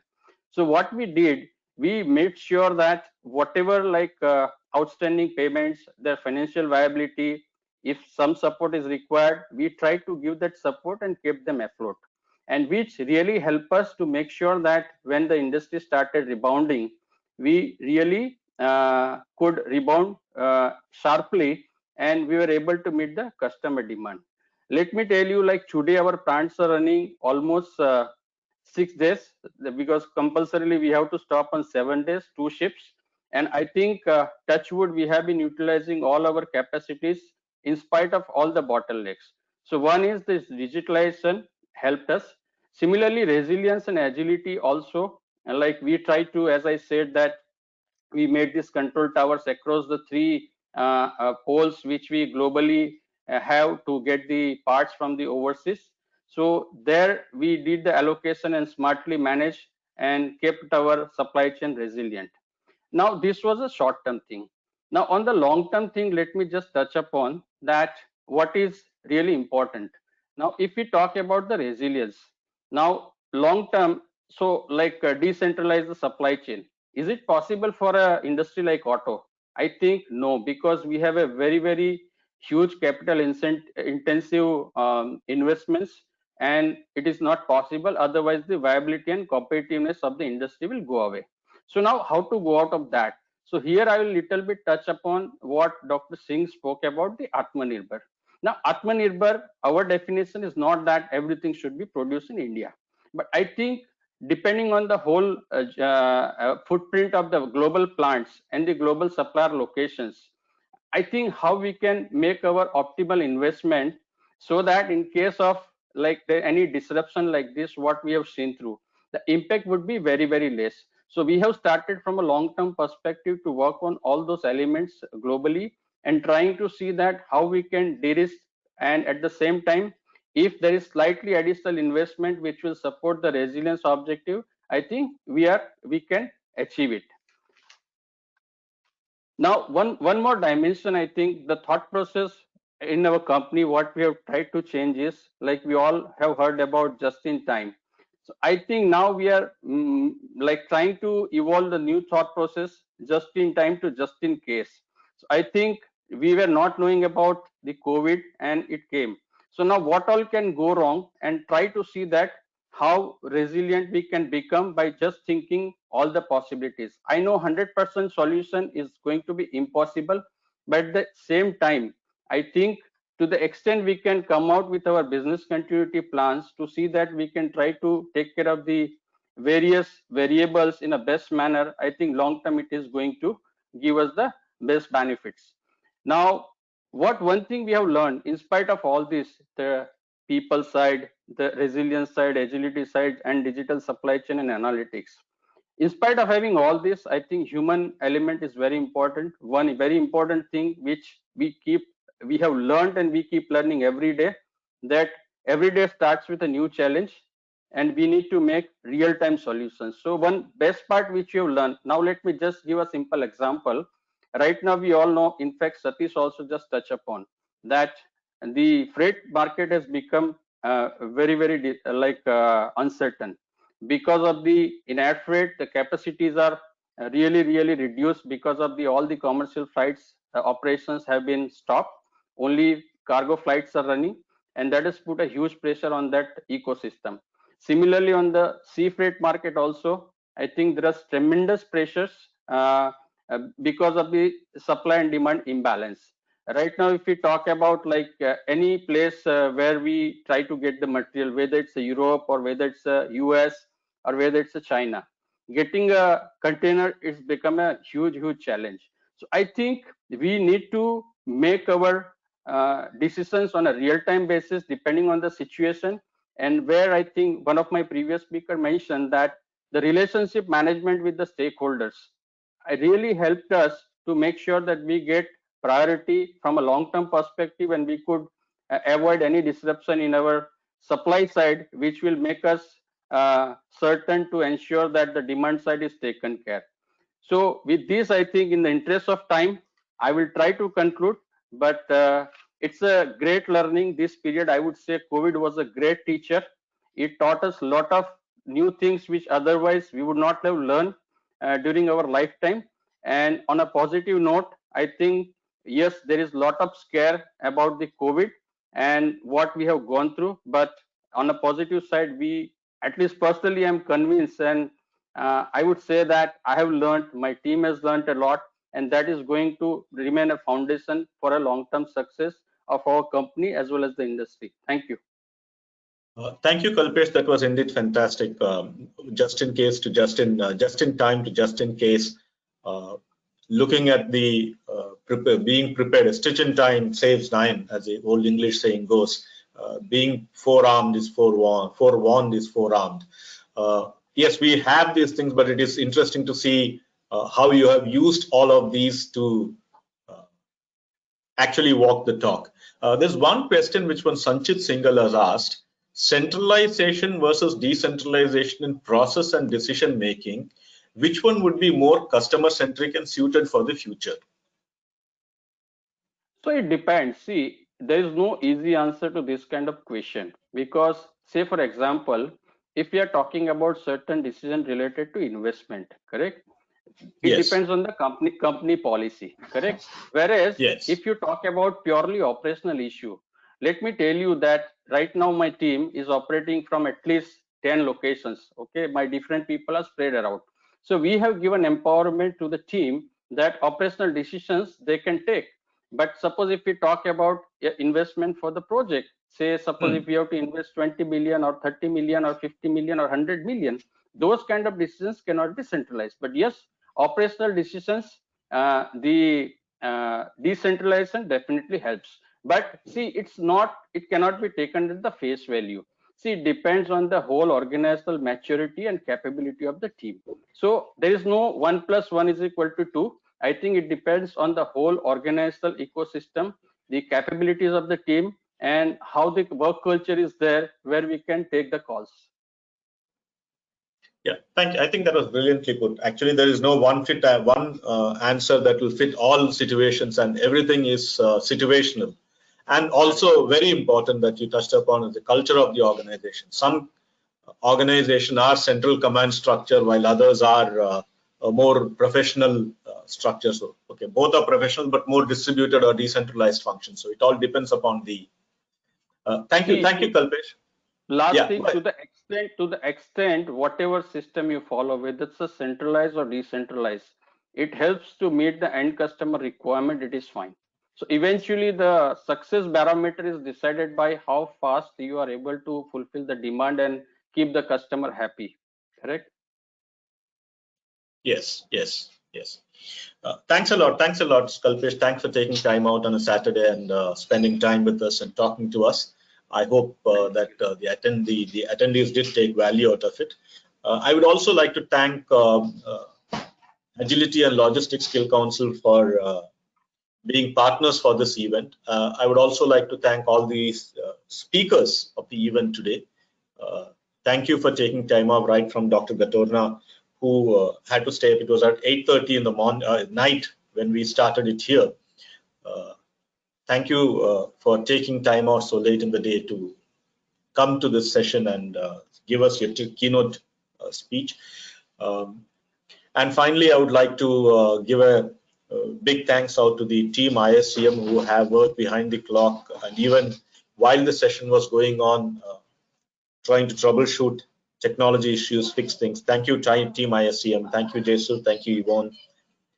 And Dr. Rakesh Singh for having conceptualized and executed this transformational leadership in supply chain during disruption series. Thank you very much.